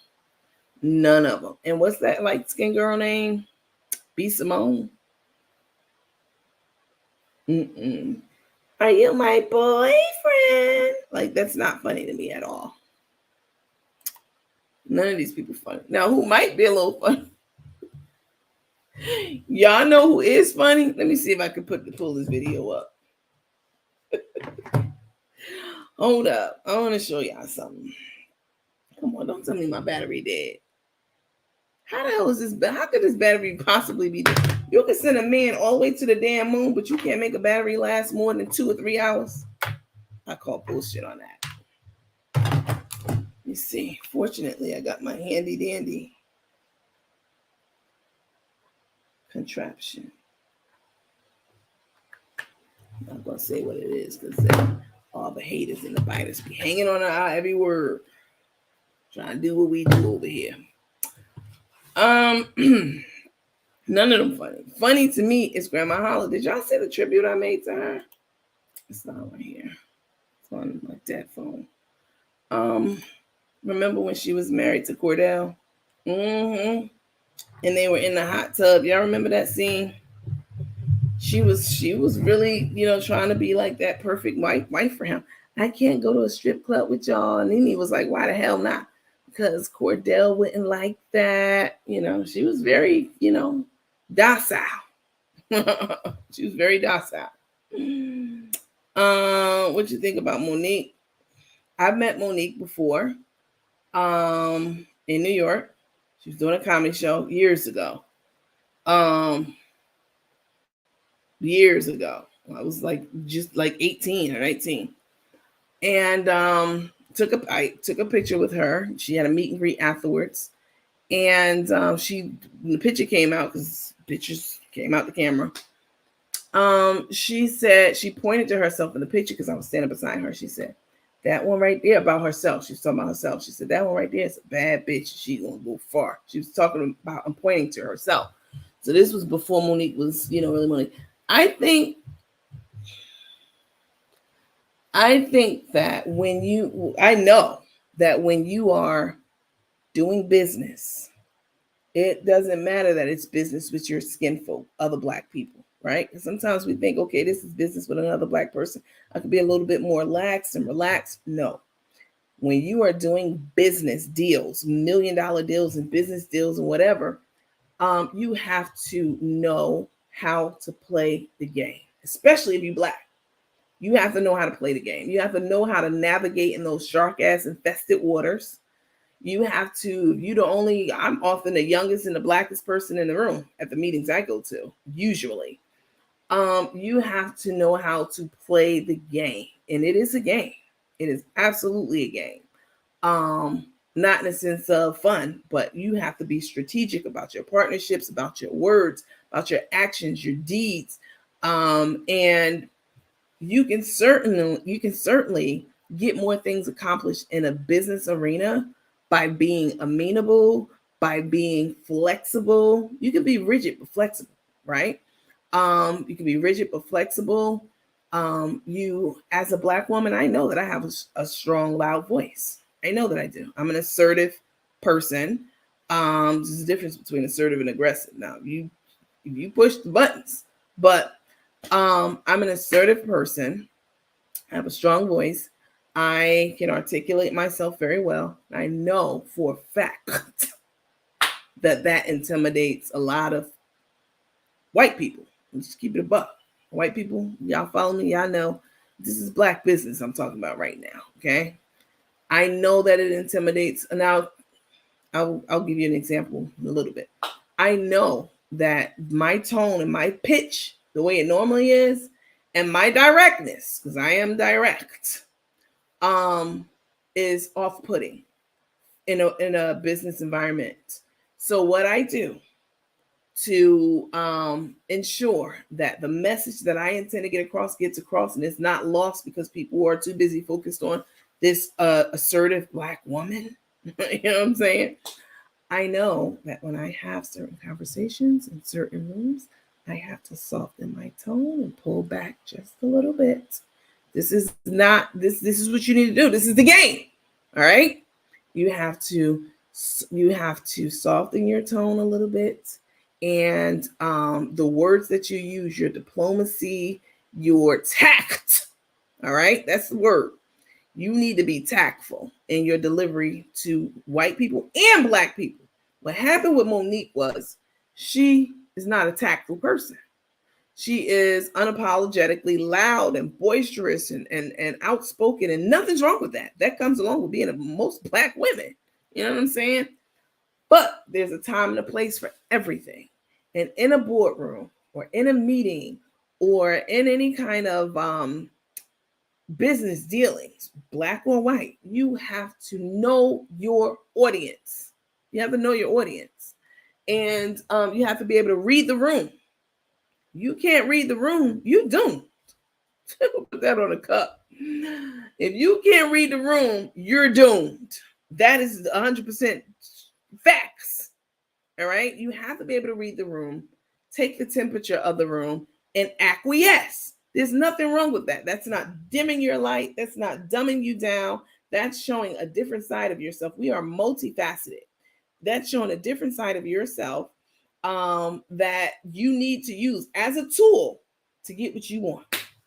Now, that's some free business game right there that I usually charge people a lot of money for. That's the gospel. And Monique has not learned this. She hasn't. So that beef she had with Oprah Winfrey, with Tyler Perry, what's the other guy's name that did Empire? That the creator of that gentleman. She rubbed those people the wrong way with her brashness, her directness, and also some of the nasty things she said about them, behind their backs. Let's see what y'all talking about. You think Mike Epps is funny? No. Good morning, I don't. Good morning, everyone. I hope all is well with you. Hi, Latrice. I agree on Monique. I think she could have made it, but she's the worst, not willing to learn. Y'all know who's stuck in that boat? I'm gonna tell y'all somebody who is loud, brash, like a bull in a china shop is what the expression is. That's how Monique is. Monique's like a bull in a china shop, but this person is too, and this person has never reached their full potential and actualization in life with all the talents that they have. For all the talents that they have, they are still C-list celebrity. Keela, can we keep it real? Kiki Wyatt. Kiki Wyatt has not learned how to reel it back some and to play the game. She has not learned at all. And I'm not saying I was born knowing the game. Nobody's born knowing anything. You have to learn how to adapt to the situations and the environments that you're in. And that comes through experience. It comes through time and wisdom and knowledge. And it comes from people giving you feedback about yourself and you not getting pissed off about it. Like, fuck out of here. Like, no, I don't. No, I'm not. No, that's not helpful to you. You know what I'm saying? It's important to be able to have people give you, unsolicited feedback.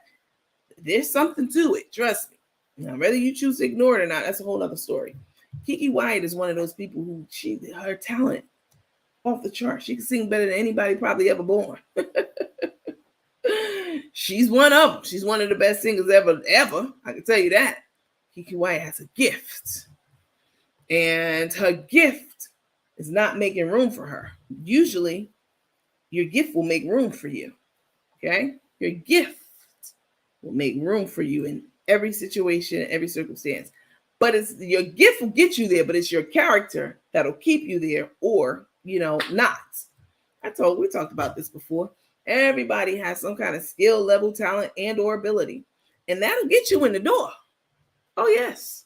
Your gift will get you in the door, but it's your character that is what's going to keep you there or not. Right? It's your character.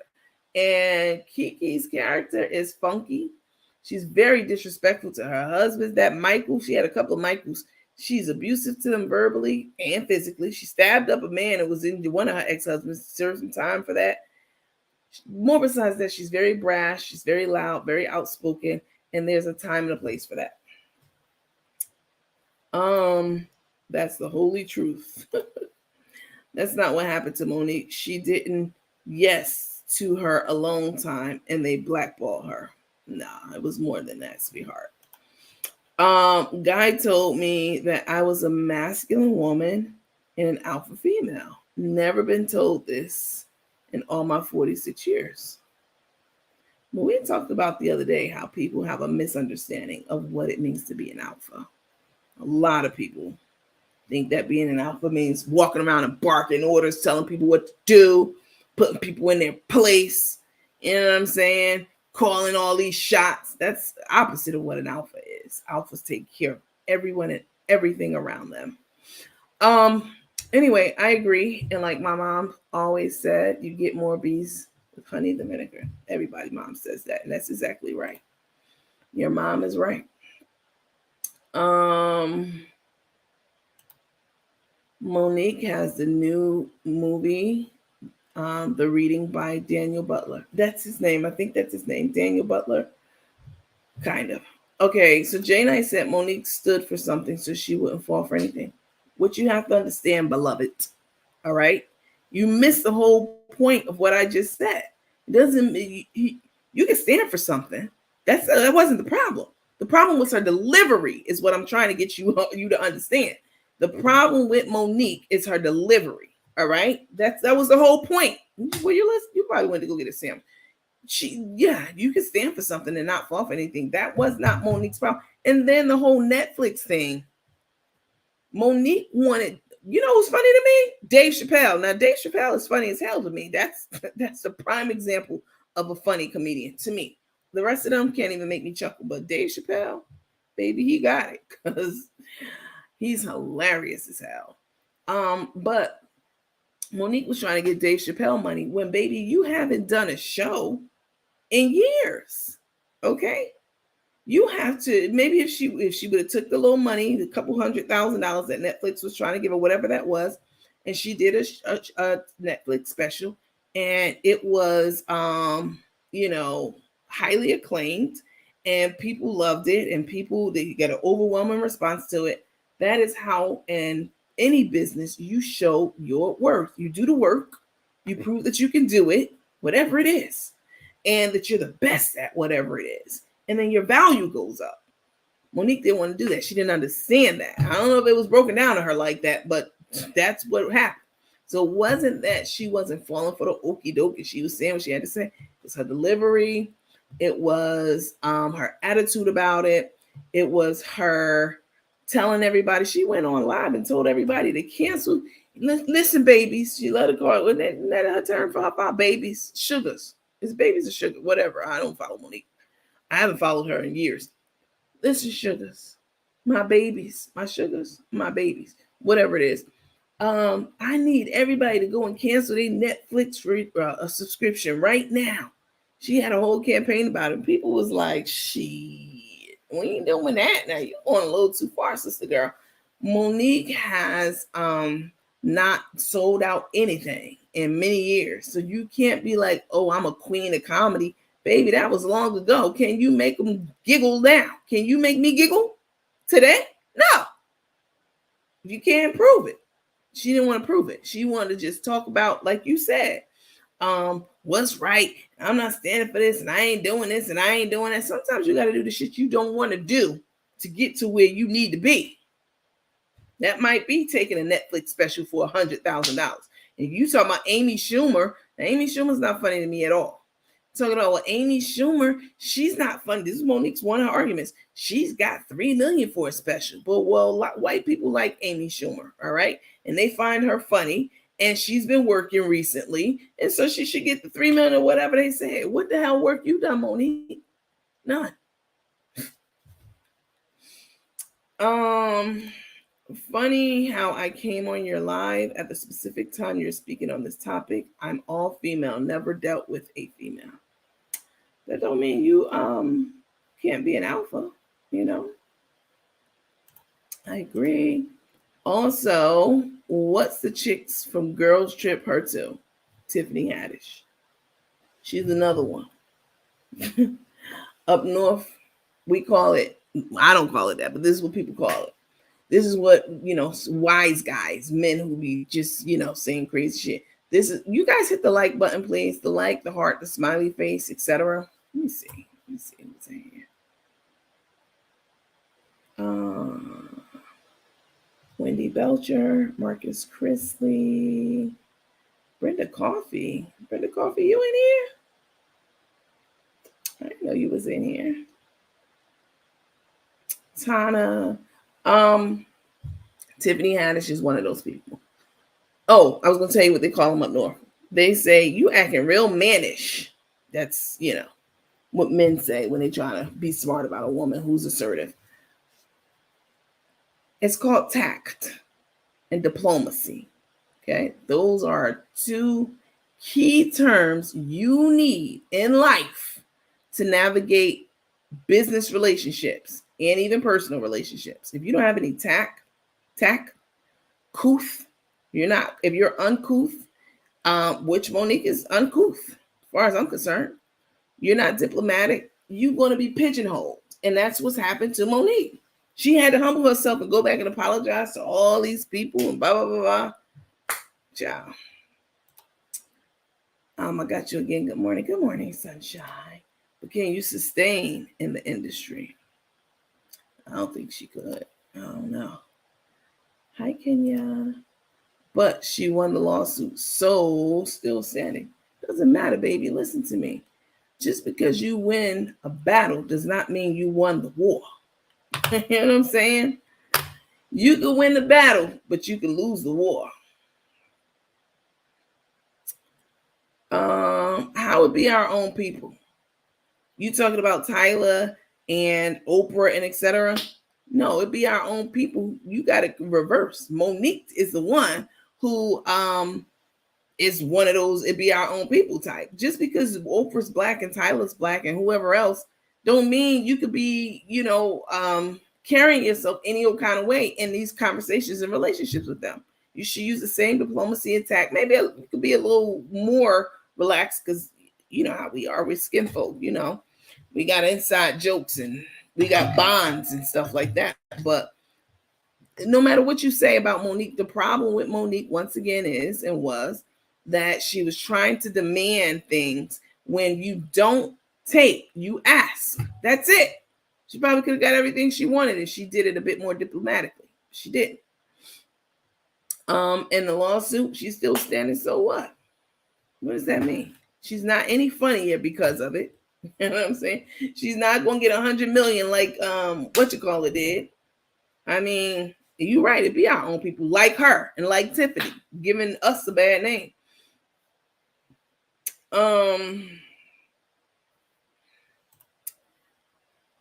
Host Mary, I have your Cash App, please. Host, may I have your Cash App, please? Me? You don't have to send me a Cash App. That's okay. I appreciate it, though. I've not put my Cash App up in a long time. You ain't gonna never hear no influencer say that. Oh, no, you don't need my Cash App. Don't worry about it. That's never been said. Not on Carmen and Tay's page. But if you like to become a supporter, I certainly would appreciate that. I'm that chick. But that's very sweet. Let me say that. Thank you so much, Miss Latrice. That's very sweet, kind, and thoughtful of you. I really appreciate it. Very, very much. What's the topic y'all talking about? Yes, I asked about Mike Epps being funny or not. No, he's not funny to me. Mike Epps is not. The only person I find funny is Dave Chappelle. That's it. Kevin Hart. What's that big guy name? He lost a lot of weight too. You know, the one about breathing all hard in the microphone. Steve Harvey, D.L. Hughley, Cedric the Entertainer, Bill Cosby. Yeah, I'm putting that nigga into Bill Cosby.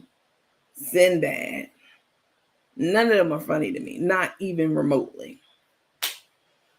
Latrice said, yes, you. Retired was uncouth, but learned to adjust. Retired and was uncouth, but learned to adjust for what I needed. I'm 60, retired since 2021, and living my best life, traveling my life stream, and still learning every day. That's awesome.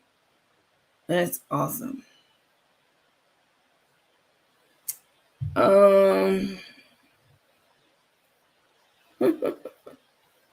What topic are we talking about? We're just talking about different things.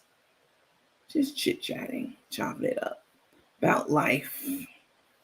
I only came on here to be on here for just a short while to tell y'all about the Brat, talk about the Brat and Wendy Williams. We've long since done that. We haven't even covered Took and Crook, which that wasn't my goal to do anyway. What's today? Thursday? I'm so glad that I'm not filming today, y'all.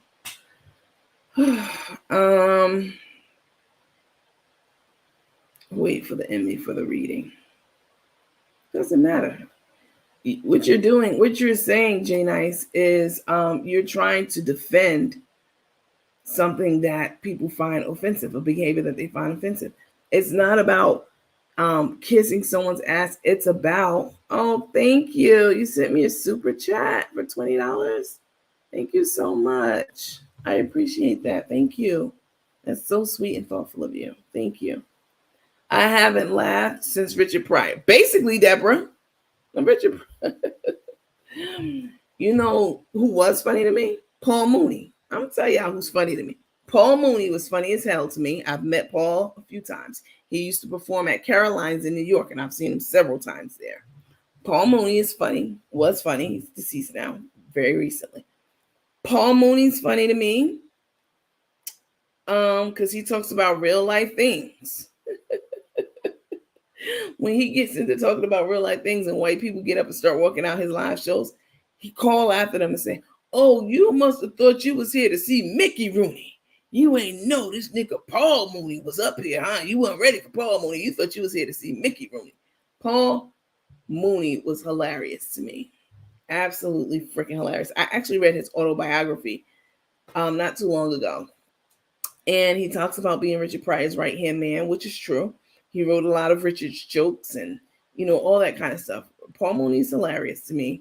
Richard Pryor, you know, he's funny. But Dave Chappelle, now that is funny. He's funny to me. Latrice said, you're very welcome. Praise to the Most High. Thank you so much. I really appreciate that. That's so sweet and kind of you. I haven't laughed since Richard Pryor. That's funny. You're welcome. Praise is to the Most High. Absolutely. Yeah. You gotta learn to read the room. I'm telling you. Read the room and play the game and laugh all the way to the bank.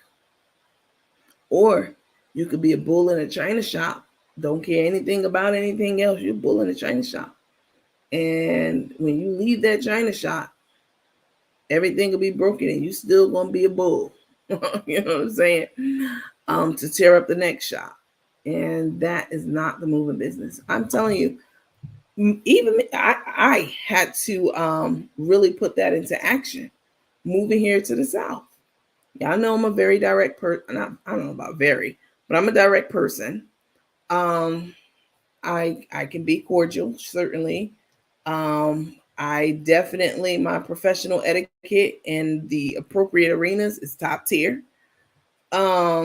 I can hobnob and exchange conversations and dialogue with the best of them, from the White House all the way down to the crack house. I could talk to everybody from both those, from the crack house to crackheads. I can talk with them, communicate with them, speak their lingo fluently. From the crack house all the way up to the White House. I am very, very fluid, very, and adaptable, like a chameleon. And you have to be able to be a chameleon when you work in a business. When I first moved here to Georgia, I had to learn. I had to read the room. that directness that was perfectly fine in New York because everybody else is also New Yorkers. So that's perfectly fine. Not rudeness, but just being direct. Um, didn't work in the South. It didn't work in the South. It doesn't matter how much I knew my job or know my job, how many degrees I have, none of that matters. At the end of the day, it matters, but what matters more is how you communicate to the people around you. Are they receiving? Are they picking up what you're putting down? Or are they so disgusted by your approach and your lack of tact? I'm telling you. Let me see. In my position on my job, I had to learn all of that fast. I'm telling you. Maybe one time I was in a meeting. I will tell y'all this. I'll say that for another time. I'm in Florida. I play the game well. Okay. Well, then you know. If you play the game well, then you should know, understand what I'm talking about. Monique, whether she was right or wrong, this is not about if her point was right or wrong. This has nothing to do with that. This is everything to do about her lack of tact and diplomacy. That's it. That's all.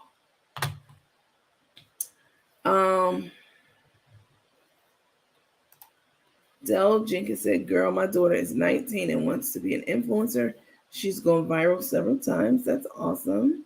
But I know that social media is hectic. Maybe your thing you're doing may be good for her because she is very naive. And for that matter, so am I. Scammers coming at her, I feel, but she is like, no, mommy, this is the new world. But personally, no, we need more info on this. I mean, definitely sign her up for the workshop. Definitely. It is a lot of scammers out here. People acting like they want your money for one thing. They're doing something totally different with it and flaunting it in your face. Latrice said, I'm a direct person as well. I articulate well. I'm an independent. And it intimidates all men in general. I understand. Just happened to me with a guy this weekend. He said, I'm a masculine and alpha woman. You know what? Can we be real? Can we talk? A lot of men are, not every one of them in the world, but a good amount of men are always going to be intimidated by a woman who can stand on her own, who can think for herself, who doesn't out for her. God forbid if you make more money than him. I mean, that right there is emasculating to a lot of men. So I'm not surprised by that. I mean, that's I have a genuine love for people. That is it's unfortunate, especially black men. It's very unfortunate because I mean, I told y'all, my ex-boyfriend, he's a physician, he's a family practice physician. And he's told me from the day we met to several times in between that, let me get it right because I don't want to lie. He felt like I was out of his league. That's what he said. I never told that man how much money I make, whatever, but people can see how you carry yourself, how you articulate yourself, how you don't ask them for anything. I didn't even pay my mortgage ever. Car note when I had one ever. None of that. You know what I'm saying? And men, majority of them, they need to be needed. You know what I'm saying? It makes them feel manly.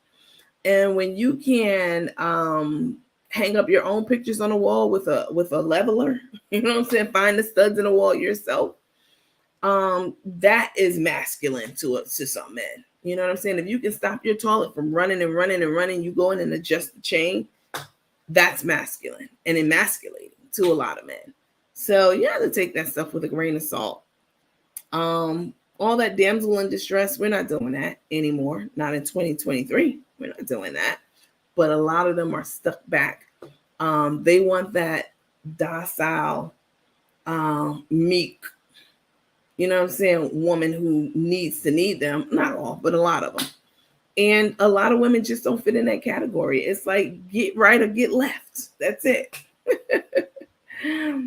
I have a genuine love for people. It's awesome. Tell Jenkins, love how you articulate, sis.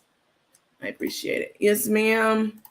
Let's see. That's why I'm alone, but not gay. Nothing against gays, but I am labeled because I'm alone and been alone for a minute. I understand. Listen, you're better off being alone if that's the case. If that's what men think, if you have that kind of energy, any woman, not any, but most women who have like this can do attitude, who don't sit around and wait for somebody to open the door for them, or you know what I'm saying, are handy around the house, can do their own oil change. I can't do my own oil change. I ain't gonna lie. But I can certainly change a tire if I got a flat. Yeah, I have a lift in my trunk and everything. Came with the car. I got a lift in my trunk to lift my, hoist the car up. I change my own tire. To a lot of men, that's emasculating. You know what I'm saying? And it's nothing wrong with you, meaning any women who fall into those categories. You just have to find a man who is comfortable with his malehood and his with himself as a man. And they won't get intimidated by you being mouthy or forward or assertive. They know who they are as a man, and they don't consider it a challenge to their so-called top. Snotty said, I needed to hear this. Thank you. Absolutely. Latrice said, thank you for your input on this topic. I appreciate you. It threw me for a loop when he told me this. He said just that he wants to feel needy. Oh my God. Listen, it's so many, I'm just talking about black men because have I ever dated a white man? I've gone on a couple of dates with a white men, but I've never been in a committed long-term relationship or even short-term relationship with white men. It just never happened. Well, also because I like my men dark chocolate, but if I happen to organically be around, a Caucasian man, and we, let's say, I can say work together because I never ever would do that. But I'm just stick to black men because that's who I'm related to and that's who I date. A lot of black men are broken. They come from broken homes. They've not seen their mom in a relationship with a man who treats her like a queen, or a woman who treats her like a queen, or whatever. They are fatherless. A lot of them, not all, obviously. They're fatherless. And so they go out and they get with these Caucasian women. Yeah, I said it.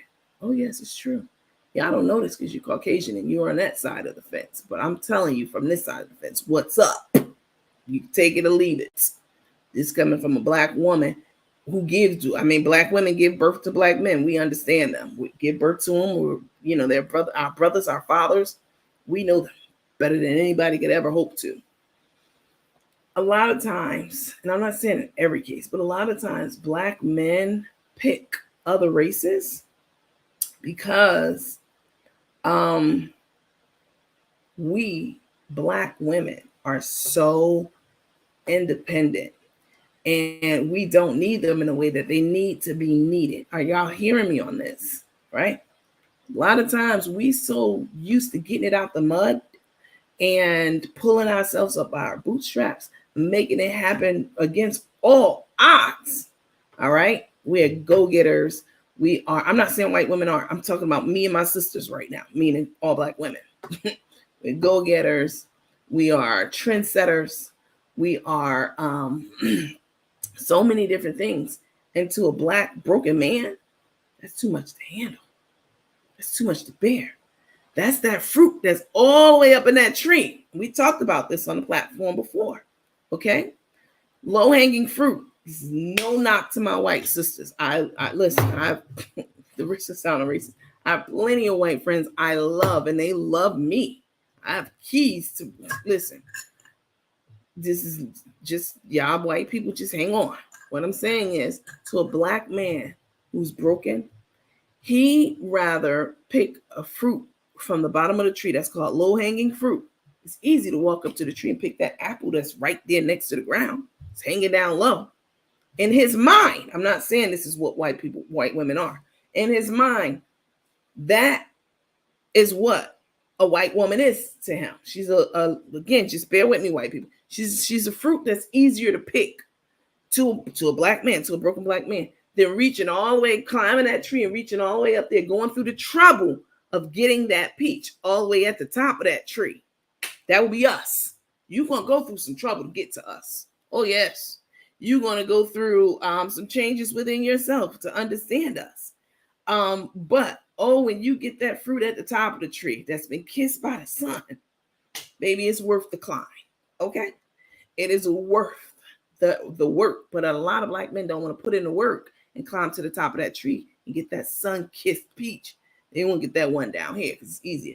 They know Becky gonna let them, not all of y'all, because I got some white friends who, baby, but they know Becky is going to, a lot of them, take care of them, need them like they need to be needed, let them do shit that they know they can't do with, Shaquisha. You know what I'm saying? Like have a girlfriend or have open relationships, or I'm not saying all white people, so please don't get in my inbox with the bullshit because don't do it. But a lot of black men don't want to climb to the top of the tree to get that fruit from up there. It's too much work to get to this black woman. She done had to fight, for her life and, fight through things and through situations. I don't want to deal with all that baggage. I don't want to climb all the way up there. I'm going to get this fruit right down here because it's easier. She's going to be more mild-mannered. You know what I'm saying? And that is what it is. It's a lot of broken black men who don't understand the worth of a black woman, who the whole world emulates, from the big ass to the big lips, to the skin tone, to the hair types, styles, to the slang, to the twang, everything. All right. I'm just keeping it real, y'all. Don't shoot the messenger. This is some inside black information that I'm trying to let people know who may not be on the inside. Because, listen, I'm about to say this and get off because I got shit to do today. Listen, when an Asian man gets married, by and large, who does he get married to? An Asian woman. Oh, yes. When a Jewish man gets married, who's that Jewish man 8 times out of 10 gonna get married to? Another Jewish woman. Okay. When a Hispanic male, look at DJ Khaled. He's definitely what I would consider to be a culture vulture. He grew up in New York, but like his whole vernacular, his whole swag, his whole lifestyle, everything, the music, it's black culture. But DJ Khaled didn't marry a black woman. He married within his race or close to it. Black men are the only race of people who, by and large, on a large scale, it's egregious, who egregiously marries outside of his race. Time and time again. You see them Asians, they Asianed up, all right? I'm not saying everyone in the world. Obviously, Asians, they date other races, but they gonna marry another Asian person. The Jews gonna get with the Jews because they understand the culture, they know the culture, and blah, blah, blah, blah, blah.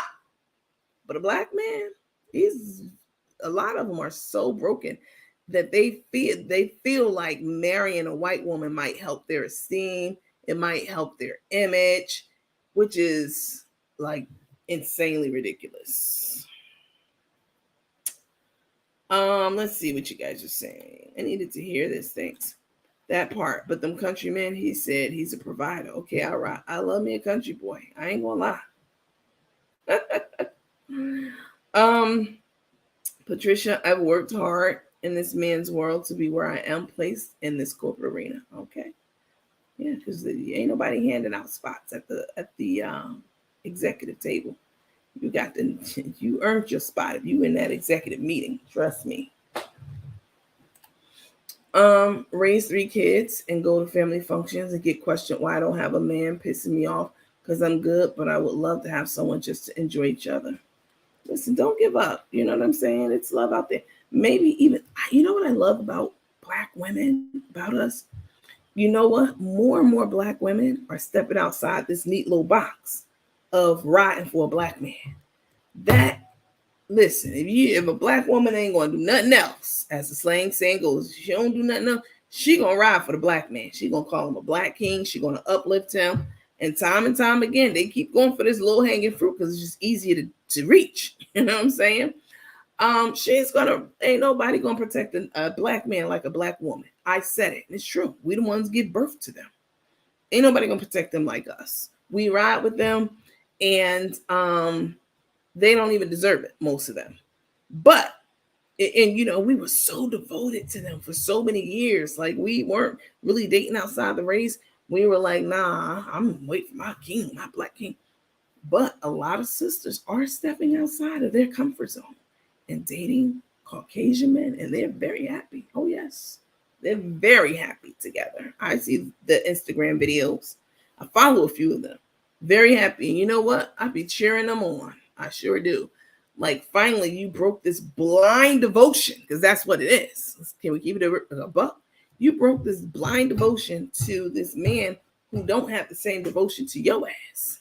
Yeah, go find happiness wherever you can. And that's for anybody, white, black, whatever. If it happens organically, I don't have a problem with it. But when you're a black man who say, I only date white women, then I know that you are broken. I know that you're mentally ill, okay? And everything else, if you only date, what I'm saying, white women. But if you are a man and you organically fell in love with someone outside of your race, that's a totally different scenario. You know what I'm saying? I agree, sis, because men have told me I want to be the man because I respect us both. I expect us both to progress and accept what I bring to the table. You might have to go and get your white man, because black men got this. They got this this bravado, this ego. Not all. Don't get in my inbox. But don't do it. They have this male bravado. They have this their egos. A lot of them are very fragile, and a woman making more money than them or in the ballpark and don't need them for anything at all. I can change my own light bulbs, and I can even change the air filters in my house. Oh yes, I go up into the attic and change my own air filters. A lot of them have a problem with that. It's a challenge to their malehood. All right. But white men, in my experience of knowing them, befriending them, being good friends with them, through work or neighbors or whatever it may be, they're, and I guess black men can say this about us too, as it pertains to white women. White men, a lot of times, are more mild-mannered. They don't take it as a shot to their malehood if you express your opinion to them. You know what I'm saying? Like, they are more flexible. I'm not saying all of them. I'm sure there are plenty of black men out there who fits all this stuff I'm saying too, but I'm just telling you, by and large, yes, step outside the box. It might be time to do that, Miss Jenkins, because black women who got their own shit, we are always a threat to, I don't say every single time, of course, again, to black men. Oh no. What? You drive what? You live where? You have how many property? You do what? Yeah. They internalize all of that. And if they can't top that and they feel like you don't need them, they gone. Edwina. Hi, Edwina. Good morning. Thanks for being a supporter. Edwina, why your badge is not showing? Because you're on Facebook and you are subscribed. You were subscribed through YouTube and you switched over to Facebook. There are a lot of kings out there for us. Queens, please be aware they're still there. I never said they weren't. I've prefaced everything I said by saying not all. So they are out there. Not a lot of them, but they're out there. I don't know how to be docile, but I can work with a brother or whomever, but my preference is a brother, but I will not limit myself. That's all. Open yourself up to, the possibilities of dating outside your race. Get you a nice Indian man, a nice Asian man. You know what I'm saying? Somebody who not going to think you getting smart. If they say to you, baby, what you want for dinner? And you say, I don't know. They're not going to be like, you getting smart? Like, why you say it like that? Like, all that dumb, stupid stuff that be happening in black on black relationships. Nandy, what you're saying about black men choosing white women over sisters is so real. You took the words right out of my mouth. I totally agree. I'm just saying the shit that's real. And my white sisters who listening, I don't want you to feel any kind of way. I'm telling you, I just gave you a pearl, okay, from the inside the community. D Graves said 100. Yep. Miss Mitty said the rumor is that major factor in Monique's business experience can be attributed largely to her husband's involvement. That too. Seems like no one wants to deal with him as her manager, and she rides for him, right, wrong, or indifferent. But yes, that mouth delivery is also a factor. Yeah, I agree. She calls him daddy in business meetings. It's the 3 kids. What's the 3 kids? You mean you saying it's the 3 kids for Miss Jenkins, Riddell Jenkins? What's the 3 kids? Well, I'm not understanding. What does that mean? It's the 3 kids. It's the 3 kids what? That she can't find a man? I need you to elaborate on that, because what we're not going to do is that. You know what I'm saying? It's not the 3 kids. It's the fragile ass egos of a lot of black men. That's what it is. I was hired as a black first woman car mechanic. Wow. But I definitely had to prove myself and break a car down and built that motor back up. Come on, sis. I had to know how to correct the problem and roll. All right now. Wow. First woman car mechanic. Hi, Delphine. Thanks for being a supporter. I don't know why. Where are y'all badges at? Here it is. I still don't see a badge. I don't know why, but I don't see it. Annette Thomas, good morning. Uganda, I haven't seen you in a while. How are you? Del Jenkins, ew. What you saying you about?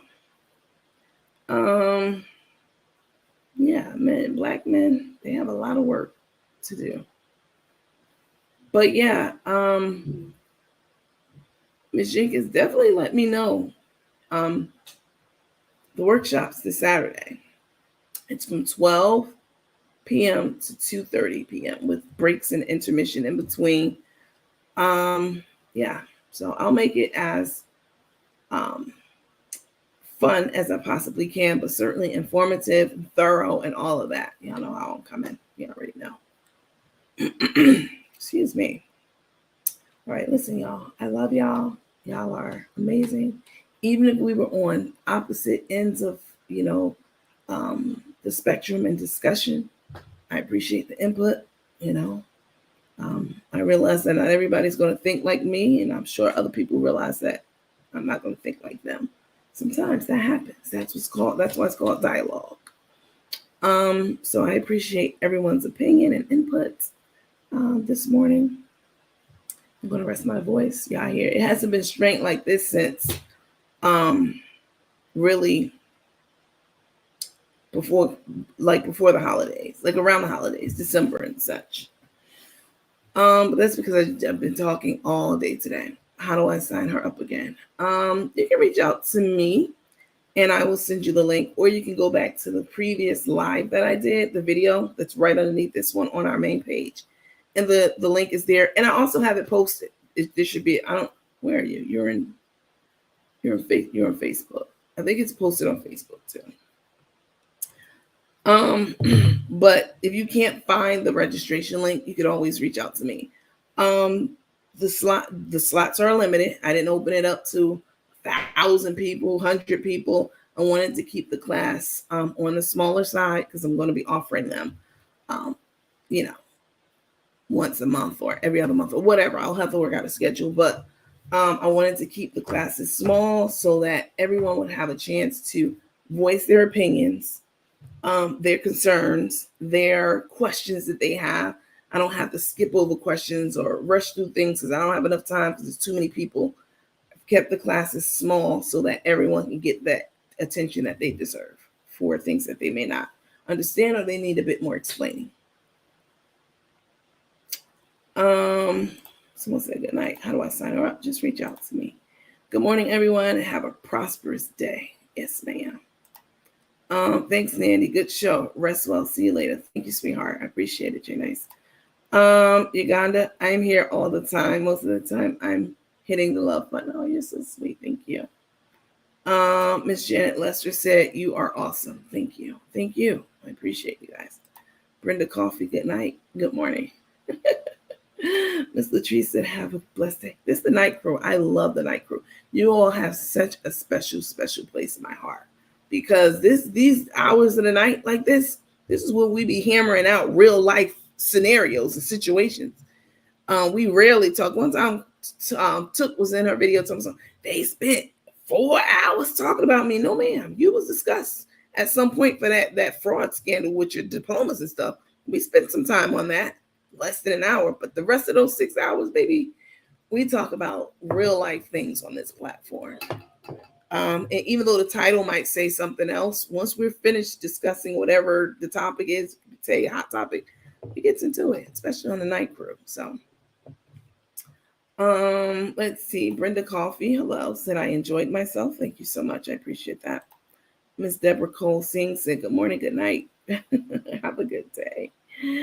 Listen, you all have a great rest of the day. If you're not a supporter, you can still join. Come to the lounge. That's where it all goes down. I'm always in the lounge doing something with them. Tomorrow, we're off today, which is Thursday. We're on tomorrow from 1 a.m. to 3 a.m. Eastern time with our special co-host, Mama Tay, Auntie.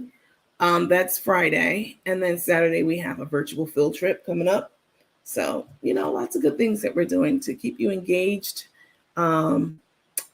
entertained, and educated all at once. So, Patricia said, "Enjoyed you, Queen, and all the teammates. Have a fantastic day." Thank you all so much. I appreciate your viewership and your engagement. And I will see you all on the next Nandy After Dark. Good night. Good morning. Goodbye.